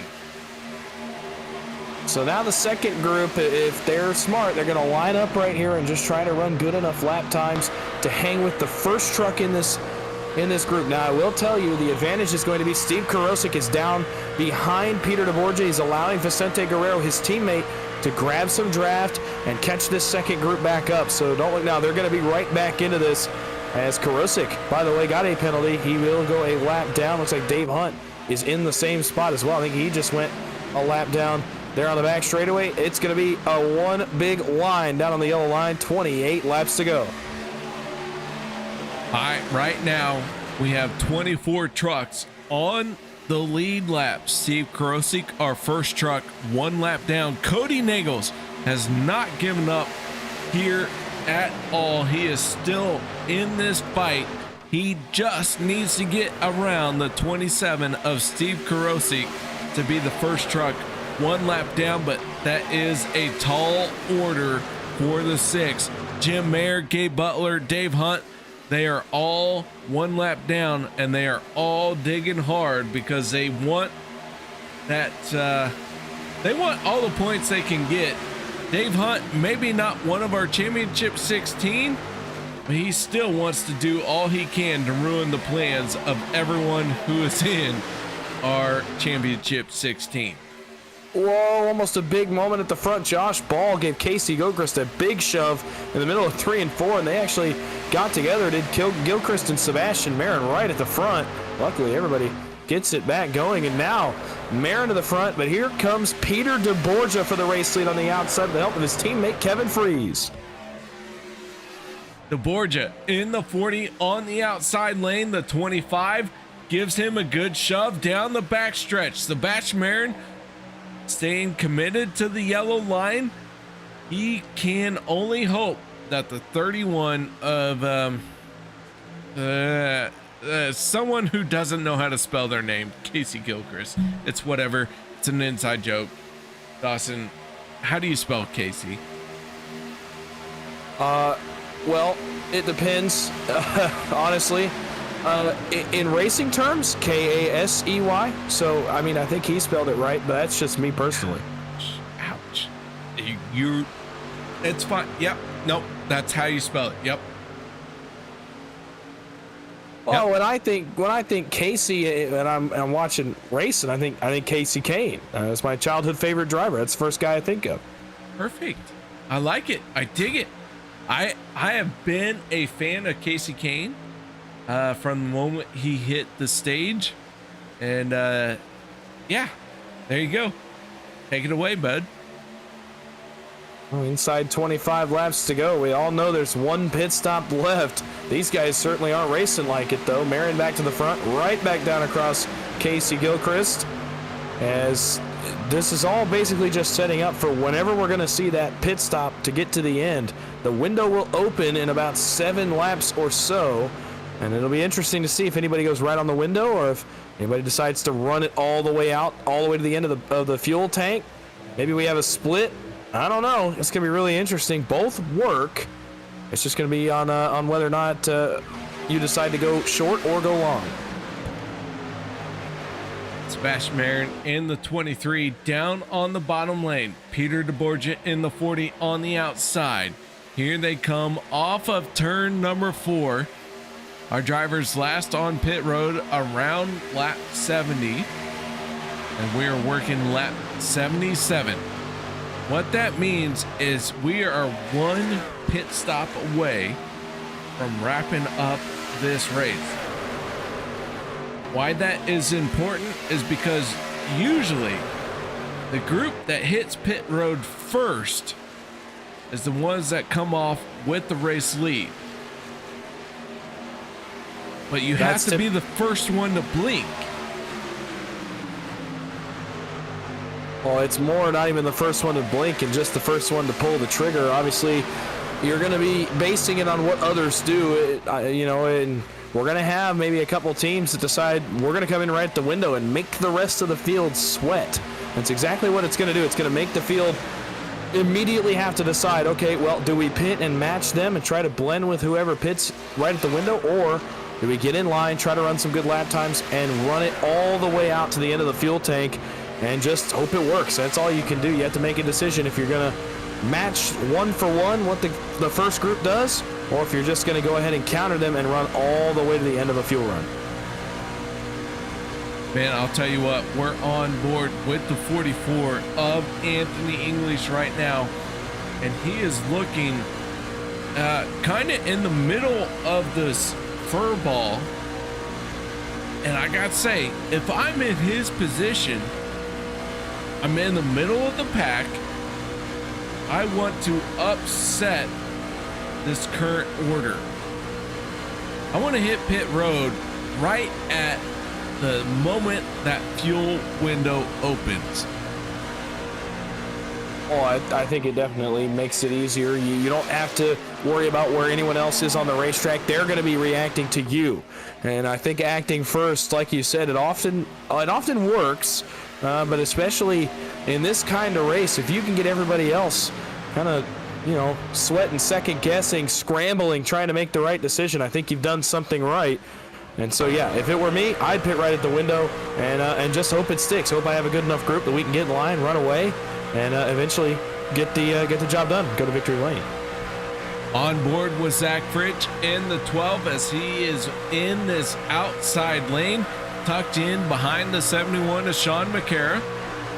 All these trucks, they're all trying to push on each other, but not push hard enough that someone gets out of shape, because we have seen that a couple times here tonight where they have gone and pushed a little bit harder than they should have.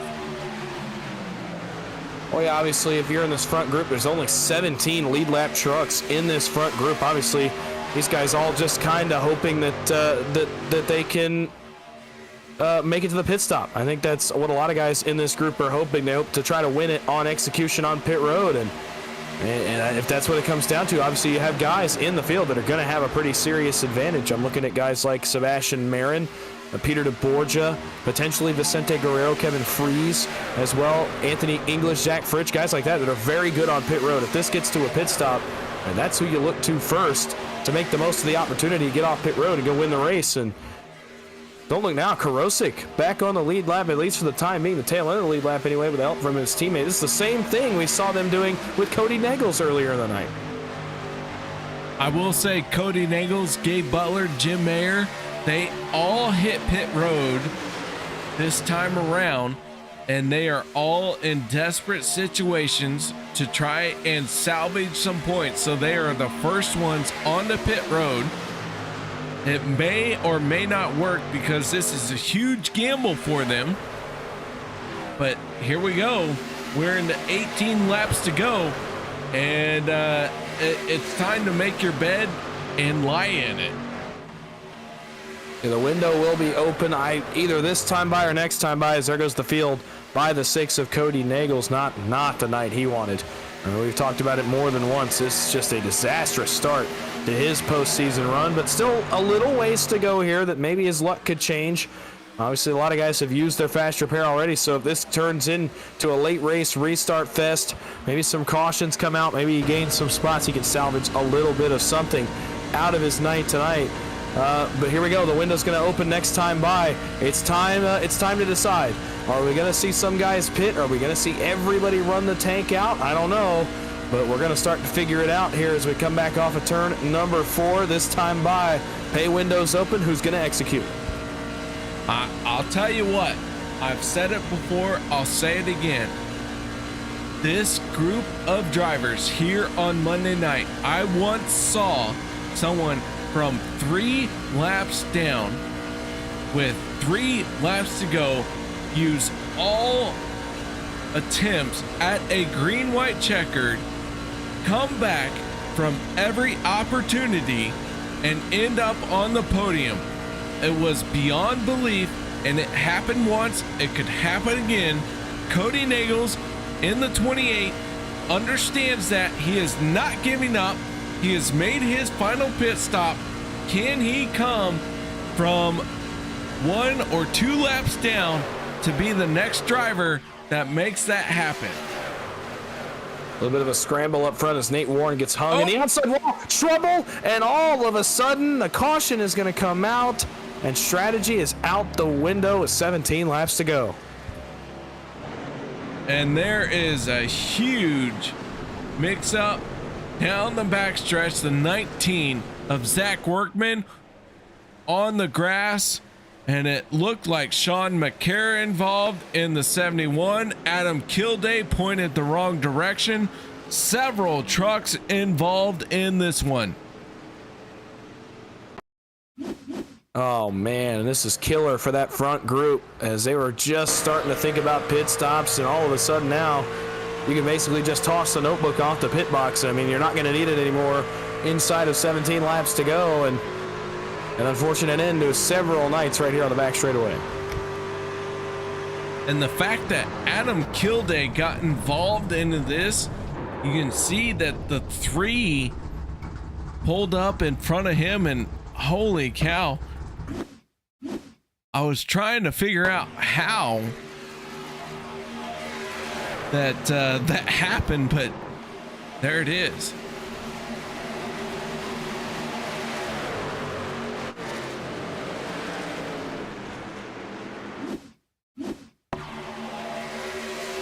Take another look here.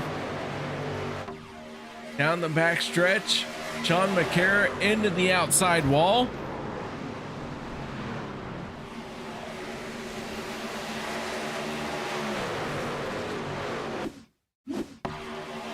Dawson, this is another huge implication into our championship contenders. Well, I'll tell you what, as everybody hits pit road for their final pit stop, notably staying out on the racetrack, Steve Korosec will get his lap back by virtue of the wave around. Gabe Butler, Jim Maier, Kody Neagles also opting to stay out. It's an obvious decision for them, trying to get laps back and hopefully get back here closer to the lead lap at least. Now they hope that cautions start to just come out one after another and maybe they can get all their laps back, but most notably Steve Korosec back on the tail end of the lead lap here on this caution inside 15 to go. As the field makes its way off of pit road, Kacey Gilchrist in the 31 comes away with the top spot for the moment. And with that being said, guys, we're going to step away for a moment. No one go anywhere. We'll be right back after this.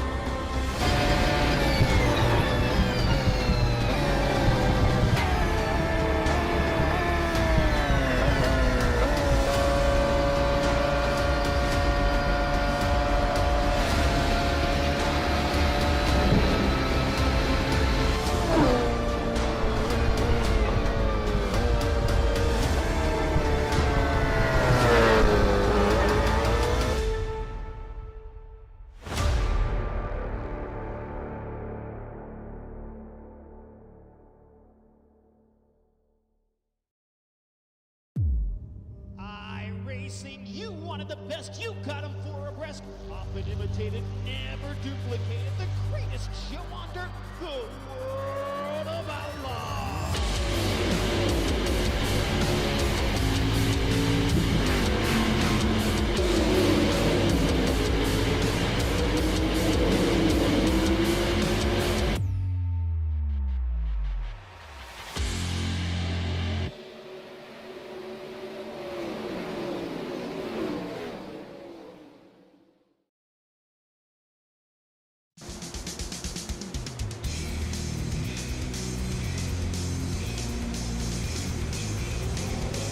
Welcome back, ladies and gentlemen, as here we go once again. Green flag is in the air. 12 laps to go here in our opening race of the Championship 16. Dawson, Sebastian Marin has that inside line. Yeah, he does. He's got a pretty good helper in the form of Peter deBorja, although if deBorja were to get clear, I don't know how much allegiance he's going to have to the back bumper of the 23, his competitor in the playoff race. We'll see. If the 40 can obviously push the 23 clear. Topside is Ball, Kuhn, and Vicente Guerrero, who's having a really good run tonight. Can't say enough about the run the 14's having, but let's see if he can close it out with a victory. Here we go. deBorja's going to be cleared. Does he go to the outside with Josh Ball? No, he's going to hang in line for now. Sebastian Marin, that's a little bit interesting. If I'm completely honest, if I was deBorja, I probably would have taken the outside right there. It's not a teammate in front of him. It's one of his competitors in the round of 16. I don't know if I would have stayed behind him. Yeah, you're not wrong, Dawson, except for it's a bit early to make the move. The conservative driver stays behind the 23, and that's what just happened right there. Probably the smarter move, and you know, to be honest, sometimes I'm not the smartest guy out there. I'll admit that. You know, everybody gets to see that sometimes on Wednesday nights, but hey, nonetheless, maybe that's why deBorja's in the Monday playoffs and I'm in the Wednesday playoffs. But nonetheless, Marin continues to lead. Josh Ball looking to play spoiler once again. We talked about it last week, and he's trying to do so yet again here tonight, trying to steal a victory away from a playoff driver. Meanwhile, top line starting to roll in the form of Anthony English, Richard Sanchez, and David Overstreet. All right, here we go. We're on board with the 14 of Vicente Guerrero. He is tucked in behind Richard Kuhn and Josh Ball. This is the outside lane. I do want to point out we have one truck out of the race. This is the first truck that has gone behind the wall. That is Alex Green in the 3. His night is done. Oh, contact to the front of the field. Richard Kuhn, Zach Fritsch get together. They keep it gathered up somehow, some way. It's going to allow Kevin Freis up into the middle line, and now the lines start to fall apart a little bit. Richard Kuhn trying to figure out where he's going to end up in line. Oh, trouble. deBorja gets turned, and he goes to the apron. Now Guerrero is turned, and we're piling up in turn number 1, and once again, it's a lot of playoff trucks. Peter deBorja in the 40 hard into the inside wall. It looks like he is going to have some support from the tow truck, and that could be it for the 40. Oh man, for a guy who was so consistent all season long in points, he gets stage points twice tonight, and that's going to be about the only thing I think that's going to maybe keep him calm. And he could see the lead, he saw the clean air, and all of a sudden it just kind of went awry here on the front straightaway. Oh man, what a tough break for the driver of the 40. Yeah, he nose first into the outside wall. Hard impact. He is not the only one that had that massive impact. Several other drivers, as they go into turn number 1, get caught up in this. The 05, the 071, the 68, all involved. The 59, Adam Kilday gets a piece of it. I mean, there was a lot of trucks involved in this one. Wow. Hard impacts here at the end of the race. Oh man, and how many times tonight have these wrecks included a lot of the playoff field? Just disaster for several guys in the field late in the going. And Korosec is in it, I think, as well in the 027. I didn't see that the first time. His bad night goes from bad to worse. That's the last thing he needed. And that's the last thing several of those playoff drivers needed late in the race. Absolutely. But keep in mind, we have had 16 championship drivers out here tonight, and I don't think a single one of them has gotten through without a scratch. So now it comes down to, can you recover and can you make the best of what you were handed, as the 23 of Sebastian Marin is our race leader. Well, one guy that's certainly making the best of the night that he's had, and this is where I started to say maybe something happens late in the race and it helps him out. Kody Neagles, he was 28th 5 laps ago. He's now 22nd, and he's got a few other trucks that are going to be on the same lap as him. He could get as high as 19th in this race and potentially even end up as the lucky dog at some point in this race. So don't look now, but Kody Neagles, he's not out of this yet, and he could salvage a pretty decent night out of nothing. Yeah, if he can pull this one off, he's got a lot of points in the bag when he came into this race. But if he can find a way to salvage even more, man, I'll tell you what, that's going to go a long way to make it better for him to survive to the championship 12. Well, he's going to have 5 laps of regulation and potentially 2 green, white checkered attempts as well to maybe salvage something here. Obviously, don't quote me. I'll have to try to look back a little bit and make sure that I've got this right, but I think that they're going to be in the running for the lucky dog. We'll double check that here as we come around, but on my scoring, I think all of those guys are going to be eligible for the lucky dog, up to 19th place David Booth. We'll check that obviously here as we continue on, but late race restart, it's going to be fun. Going to be 5 laps to go. Yeah, when we get the green flag, it will be 5 laps to go in this race. And Sebastian Marin, the 47 of Richard Kuhn. And I'll tell you what, Richard Kuhn, not a name we talk about a whole lot. He is one of those silent but steady drivers. Richard Kuhn into playoff contention here this season. And with 5 laps to go, when the green flag comes out, he will be restarting on the front row. Could this be Richard Kuhn picking up a win and advancing into the championship 12? Well, what a win it would be for him. It'd be his first of the season, and no better time to do it than right now. And he's got a prime opportunity. He's got some great help with him, and Josh Ball and Zach Fritsch. So pretty good opportunity here for Richard Kuhn, but the top line is going to be so tough to beat, led by Marin and Kevin Freis. I don't know. It's going to be awfully hard for anybody to beat those two up top. Richard Kuhn down on the bottom for this restart. And I'll tell you what, he is one of those drivers who can make do on the bottom lane. The 23 of Sebastian Marin can make it happen wherever he needs to, but can he be better than the 47 and the 1 of Josh Ball? I don't know. I've called Vegas, and even they are telling me, yeah, we don't know.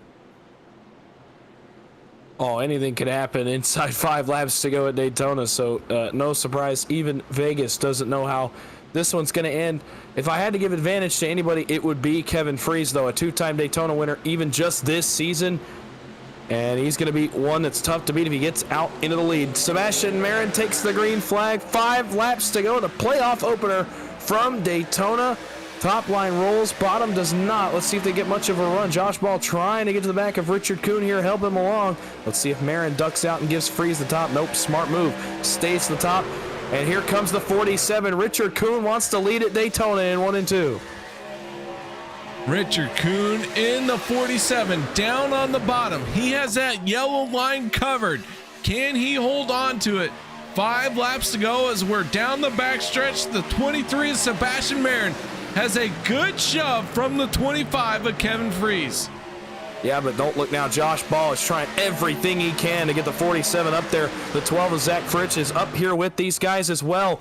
A little further back, we've got some Some guys that maybe haven't made their way to the front yet. Don't look now. Jeff Crosby Sr. is just outside this battle for the lead. He's running 7th on the racetrack with 4 laps to go. He could steal one as well if stuff starts to go awry here up front. Look for some big moves out back. Up front, though, still Marin and Kuhn trying to battle for the race lead. Dead even in 1 and 2.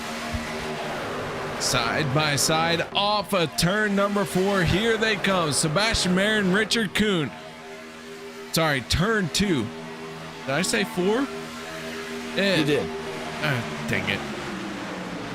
Back me up here. Save me. Not a whole lot I can do, unfortunately. The middle line's going to be hung out to dry. Only 2 trucks out there. Fritsch, though, is going to jump up and help him. Oh, I can't say I expected that, but he does have his FSR teammate behind him now. These guys are going to go 3 wide if they get it. I'm going to tell you right now, that's an easy shot to call. FSR, yep, there he goes. Zach Fritsch to the outside of the racetrack. The first one to make a big move of our playoff guys. The front. We may be 3 wide for the lead. By the time we get to the back straightaway, it's a big push. Here comes Zach Fritsch on the outside against the outside wall. He has Nate Warren in the 2 pushing on his back bumper. Sebastian Marin in the 23 and the 47 of Richard Kuhn. They're going to make contact going into turn number 3. Kevin Freis. No, big trouble behind them. The 4th row gets out of shape. We pile them up once again, and they all are going to come to a stop here in turns 3 and 4, and we're going to use one of our green-white checkered attempts right here to try to settle this one out. That we will.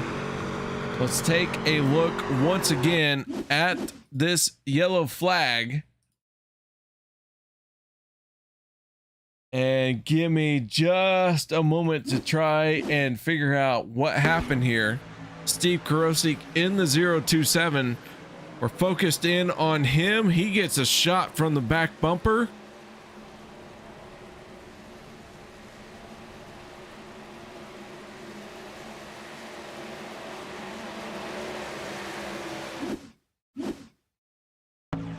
Take another look here. The 11. The 27. Ooh, hard impact for the 27.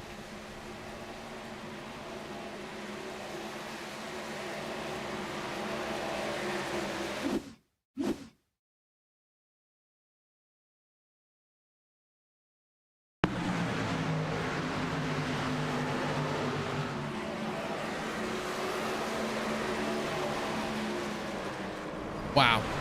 I mean, Dawson, that changes a whole lot of stuff. Well, not only does it mean we're going to go past our 100-lap distance, here's the situation. Gabe Butler, as far as my count here, unless he was involved in that caution, I didn't see it for sure. He was. Okay, so he's not going to get the lucky dog. So here's what that's going to mean. If we use our second attempt, don't look now, and this is crazy to say, Kody Neagles is going to be in line to be the lucky dog truck. If he passes Gabe Butler and another caution comes out, I can tell you for sure right now he's hoping, not despite his teammate up front, Sebastian Marin, but he is potentially 1 caution away from being right back on the lead lap and able to make some noise here at the end of this race. Kody Neagles, if he can find a way back on the lead lap, he's got to be the comeback kid in this race. Oh, easily 100%. At one point, I think he was 3 laps down, and to come back from that and even have a look here at being back on the lead lap. Now he will have to pass Gabe Butler once we get back going and hope a caution comes out, obviously, before we get to the white flag. So he's sitting on pit road. Not sure if he's repairing damage. I guess he must be. But he's going to have to hope for a caution and that he can get past Gabe Butler. But if he can do both of those things, look out. I mean, he's going to have a chance to really salvage something nice out of a night that I'm sure he thought was long gone. And that is why you do every lap that you can, as long as your race car is still running, still rolling, you get out there and you do what you can, because you never know what's going to happen in front of you. No, absolutely. And obviously, you know, he's just been kind of riding around the back, trying to miss wrecks, trying to avoid getting any more damage. And, you know, it may work out for him. We're gonna find out. He did come off pit road. You know, he will have to pass, by my count, at the very least, Gabe Butler. I don't think he has to pass English. I think he just has to pass David Booth and Gabe Butler. So watch that battle, along with the battle for the win, by the way. There's still a battle for the win going on as much as we're watching the regular season champion. But Kody Neagles, he's going to have some work cut out for him. But if he gets another caution, this may get really interesting. We do have 4 trucks out of the race. Alex Green scored in 29th place. John Guerrero in 28th. 27th place, David Overstreet, and Richard Sanchez in the 510 scored in 26th. Those trucks behind the wall, they are done. They have called it quits. And that being said, Peter deBorja in the 40 finds himself in 25th spot. So championship contenders really feeling the brunt here. Well, it's not the start that several guys wanted. And obviously some of these guys up at the front, I mean, look at all the green spoilers here still in the battle for the win. They're looking to take advantage, and there's a lot of guys up here that could really benefit from the misfortune of other drivers. So here we go. Green white checkered attempt number 1. I don't know. Will we make it back to the white flag? I'm not so sure myself. Yeah, right. Do we make it back? I don't know. But here we go. Kevin Freis on the inside, Sebastian Marin on the outside. They are side by side going into the restart zone. Green flag is out, and away we go once again. And it's about the perfect start you could have asked for if you're Kevin Freis. He immediately goes to the outside of the racetrack. The problem is, how smart a decision was that? He leaves the bottom open for FSR. How much can Workman and Fritsch do on the bottom of the racetrack? They're going to start to cut away at the lead of Kevin Freis. Here they come, the 19. Going to get a little bit of a glimpse of fresh air, but he's going to have some help behind him down the back straightaway, starting to stack up. Who's the first to dive out 3 wide and try to make something happen? Halfway down the backstretch, off into 3. There you see Kody Neagles further back. He's making a move, trying to make something happen, trying to pass the guys he needs to pass, but I don't think it's going to matter. Off of turn number 4, here comes Workman for the lead. Going to be a drag race back to the white flag here at Daytona. All we have to do is get that white flag in the air, and that will do it. And here we go. White flag, final time around. The 25 of Kevin Freis, the 19 of Zach Workman head off into turn number 1. Trouble further back. Never mind. It's Josh Ball getting around the back of this front draft. Does anybody try the third line to get it going? Does anybody try something a little bit dumb? If it's anybody, it's going to be Sebastian Marin. I don't know if he rides in line. Back up front, the line's going to be open. Let's see if he takes the bottom. I don't know. Marin, he's staying in line an awful long time. Off into 3. Freis takes the bottom and leaves the line open. Can Marin get it done? Here we go into 3 and 4. Kevin Freis off at turn number 4, trying to make that truck as wide as he can. Zach Workman in the 19. Trouble in the front stretch. Here they come to the line. Nate Warren in the 2. Gonna win the race here tonight. Wow. How about that finish? They all look good coming off at turn number 4, but it is all gonna go south. And Nate Warren gonna come away with the race win. I don't even know what to say. It looked like it was gonna be Workman versus Marin versus Freis for the race win, and then I thought maybe Zach Fritsch had a look at it there in the tri-oval. As Freis tried to block all the lines, I think he just ends up turning himself right across the bumper of Marin.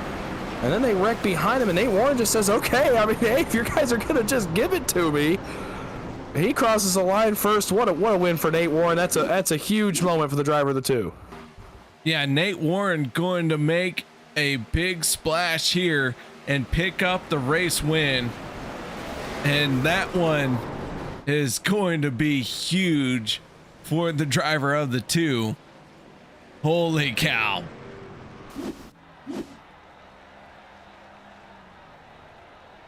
All right, with all of that being said, let's roll into our post-race show, and let's kick it off by talking to our driver of the 2.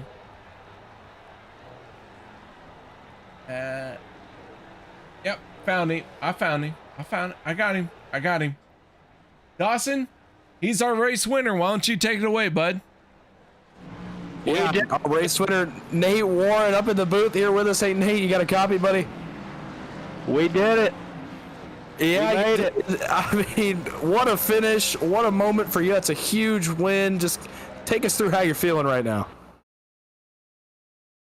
I'm hyped, you know. Of course, it came one race too late, but, you know, coming into the year, or just racing in general in this league, you know, it's really good competition, and, you know, proud to beat the guys you beat, and happy they wrecked the hell out of themselves. Worked out. Beautiful. Yeah, it did work out, and it was a great move to miss the last lap wreck, all the chaos happening beside you. You come across the line.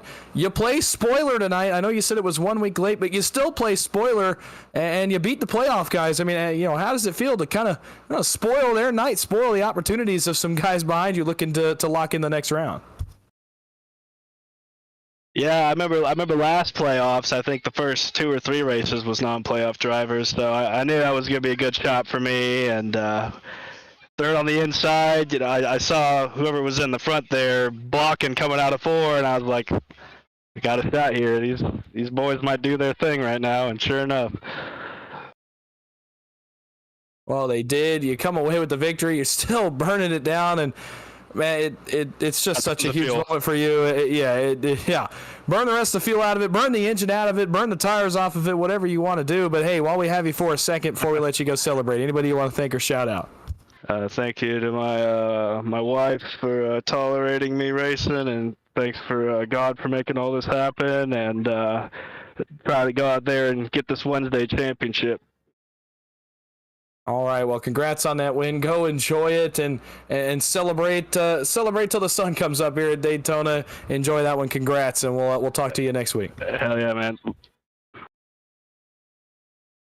All right, there you have it. Nate Warren, driver of the 2, our race winner here tonight. And Dawson, I said someone outside of the championship was going to do what they could to win the race, and Nate Warren stepped up and did what he needed to win the race. Yeah, he did. Nice, doing a Polish victory lap. How about this tribute to Alan Kowicki? Look at this going around the outside wall. Got that left hand out saying hello to all the fans, and the first go around of a Polish victory lap going to Alan Kowicki, and Nate Warren continuing the tradition. But now let's move on to the driver who finished in second place here tonight. And that is the 12 of Zach Fritsch. And Zach, got your ears on, bud? I do, KR. I do. Well, man, nice job here tonight. Tell us a little bit about how you finished in second place, because, well, let's be honest. Your talent level says no. That's true. That's very true. You know, big old moves of what were happening in front of me. Next thing you know, the bottom lane was clear, and I was getting pushed by Nate. And by the time what was all slicing and dicing happened in front of me with Kevin, and I ended up seeing Kevin come up in front of me, and I checked up, and because I was already on the right side of him, because it looked like he got a bump from Seabass, so checked up there and ended up turning him because it was already too late, and then I was riding the apron, and I was like, I don't know what's going on. And I ended up, next thing you know, I'm in the wall going around and around, and finished the P2. Well, man, I'll real well. I'll tell you what, finishing second, you have the top spot of our championship 16. how does that feel knowing that you won the race compared to everyone else that you are up against? Well, I'm hoping that it stays. I'm just right now, I'm hoping that I don't get the penalty for that there at the end. I don't know if there was anything I could have else done there, or if I caused that intentionally or whatever, how do you say it? Or accidentally caused the caution, obviously, but it caused the wreck. I feel great. You know, I got that stage one win, and ended up getting this P2. So this would set me up really, really well, and pretty excited about that. And like I said, I'm just here to hope it stays. You know, we're trying to do everything I can to finish a good position and end up getting this. So let's just hope it stays. And yeah, that's about feeling pretty great. All right, man. Well, before we let you go, shout outs, thank yous, anything you need to add? Of course, yeah. Once again, shout out to you guys broadcasting. Thank you guys again. Heck of a first race for a playoff race. Tons of green flags, and then there was also, you know, carnage. Thank you once again to Alliance. You know, they ended up joining us, and FSR. Shout out to all them teammates there, Jamie Reynolds, Jim Maier, and Workman. And then, yeah, shout out to everybody's watching, and shout out to my wife for letting me do this. And yeah, that's about it. All right, man. Well, nice job. Thank you very much for sticking around and joining us here tonight. And we hope to see you further into this championship battle. Appreciate it. Thank you. All right. That is the driver of the number 12. His name is, what was it again, Zach? Zach, the non-talent Fritsch. Oh, all right. There we go. All right. That is Zach Fritsch, driver of the 12. I had to stall because Sebastian Marin was very deep. So, Dawson, I'm going to let you talk to the driver of the 12, or sorry, driver of the 23. That is Sebastian Marin. Well, if I've caught up with him, I don't know if something happened there. But anyway, so Seabass, it's the boys up in the booth. You got a copy? Yes, sir. I got you. Well, it ends up being a pretty good night for you. You get a stage win, you get some nice points, and then you come away with a third place finish. It's a great start to your playoffs. Take us through what happened there coming off of turn number 4. That was some chaos here on the last lap. Yeah, that last lap was crazy for sure. I was up there alone with no teammates, so I kind of worked up a plan with Kevin there. We work really well together on different leagues or just racing in general, so we kind of had a plan to stick together. And I kind of got separated from him entering 3, which is why he went to the bottom. And then when Workman went up, I was already set that I'm going to hold my line perfectly. And if Workman overcommits, which he did pixel perfectly, I was going to get under him. And that's what I did. Just held the wheel straight, got under Workman.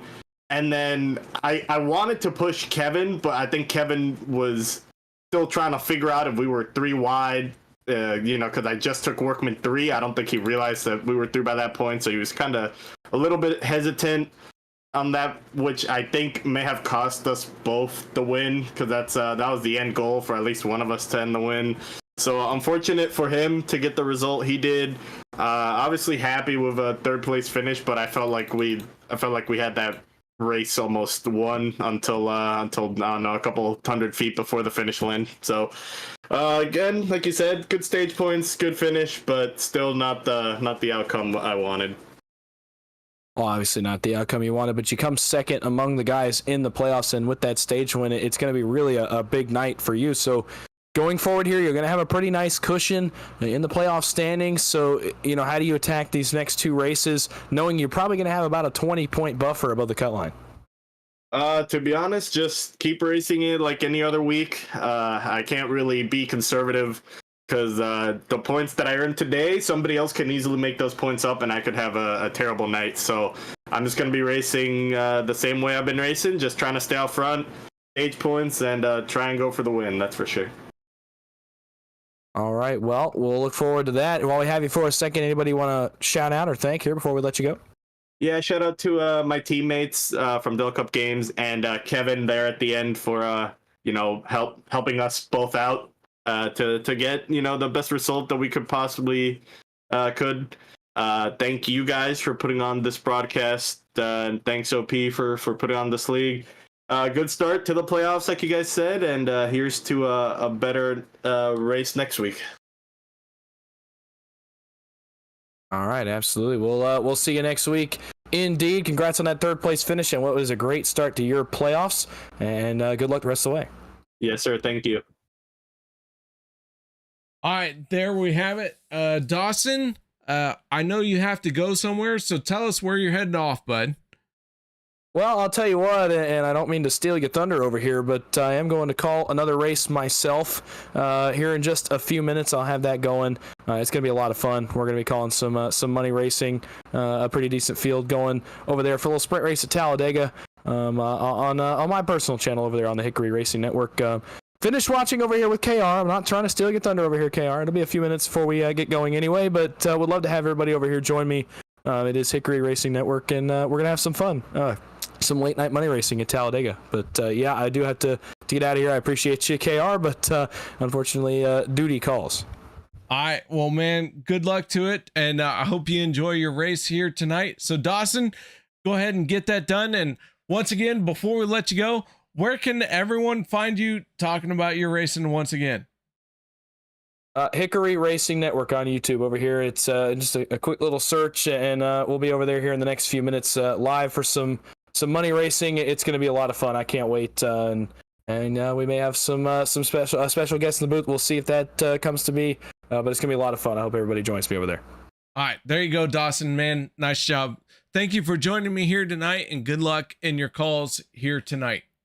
I appreciate it, Carr. Thank you. That is Dawson Wise, and he's got some work to do. So with that being said, let me go ahead and go through our results here tonight. And Nate Warren came away with the upset win. Zach Fritsch in second. Sebastian Marin rounds out our podium finishing driver. Richard Kuhn with an outstanding fourth place finish. Rounding out your top five is Jeff Crosby Sr. Jim Maier is sixth. Seventh goes to Adam Kilday. Zach Workman eighth. Jimmy Reynolds ninth. 10th goes to Brian F.N. Wang. Kacey Gilchrist 11th. 12th goes to Anthony English. Josh Ball finishing in 13th place. 14th goes to Vicente Guerrero.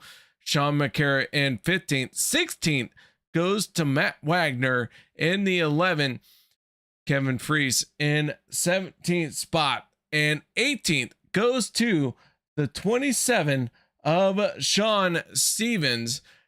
David Booth, 19th. 20th, Kody Neagles, who battled all night long to try and recover. 20th spot, going to be a good finish for everything that he had to go through. Steve Korosec, 21st. Gabe Butler, 22nd. 23rd, Dave Hunt. Peter deBorja, 24th. 25th goes to Eric Laurie.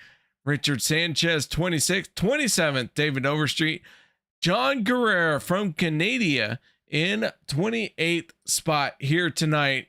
And Alex Green going to end up in 29th.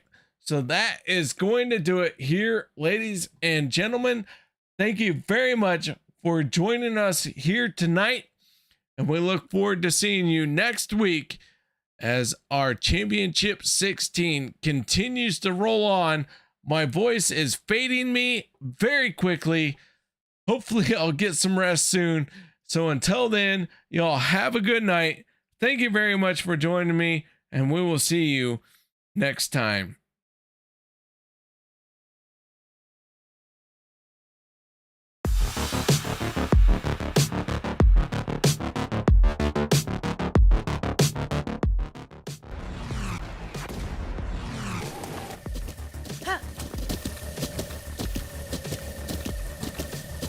With the Butt Kicker Gamer 2, what you see and what you hear is what you feel.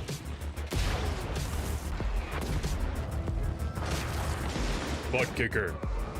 The future is feeling.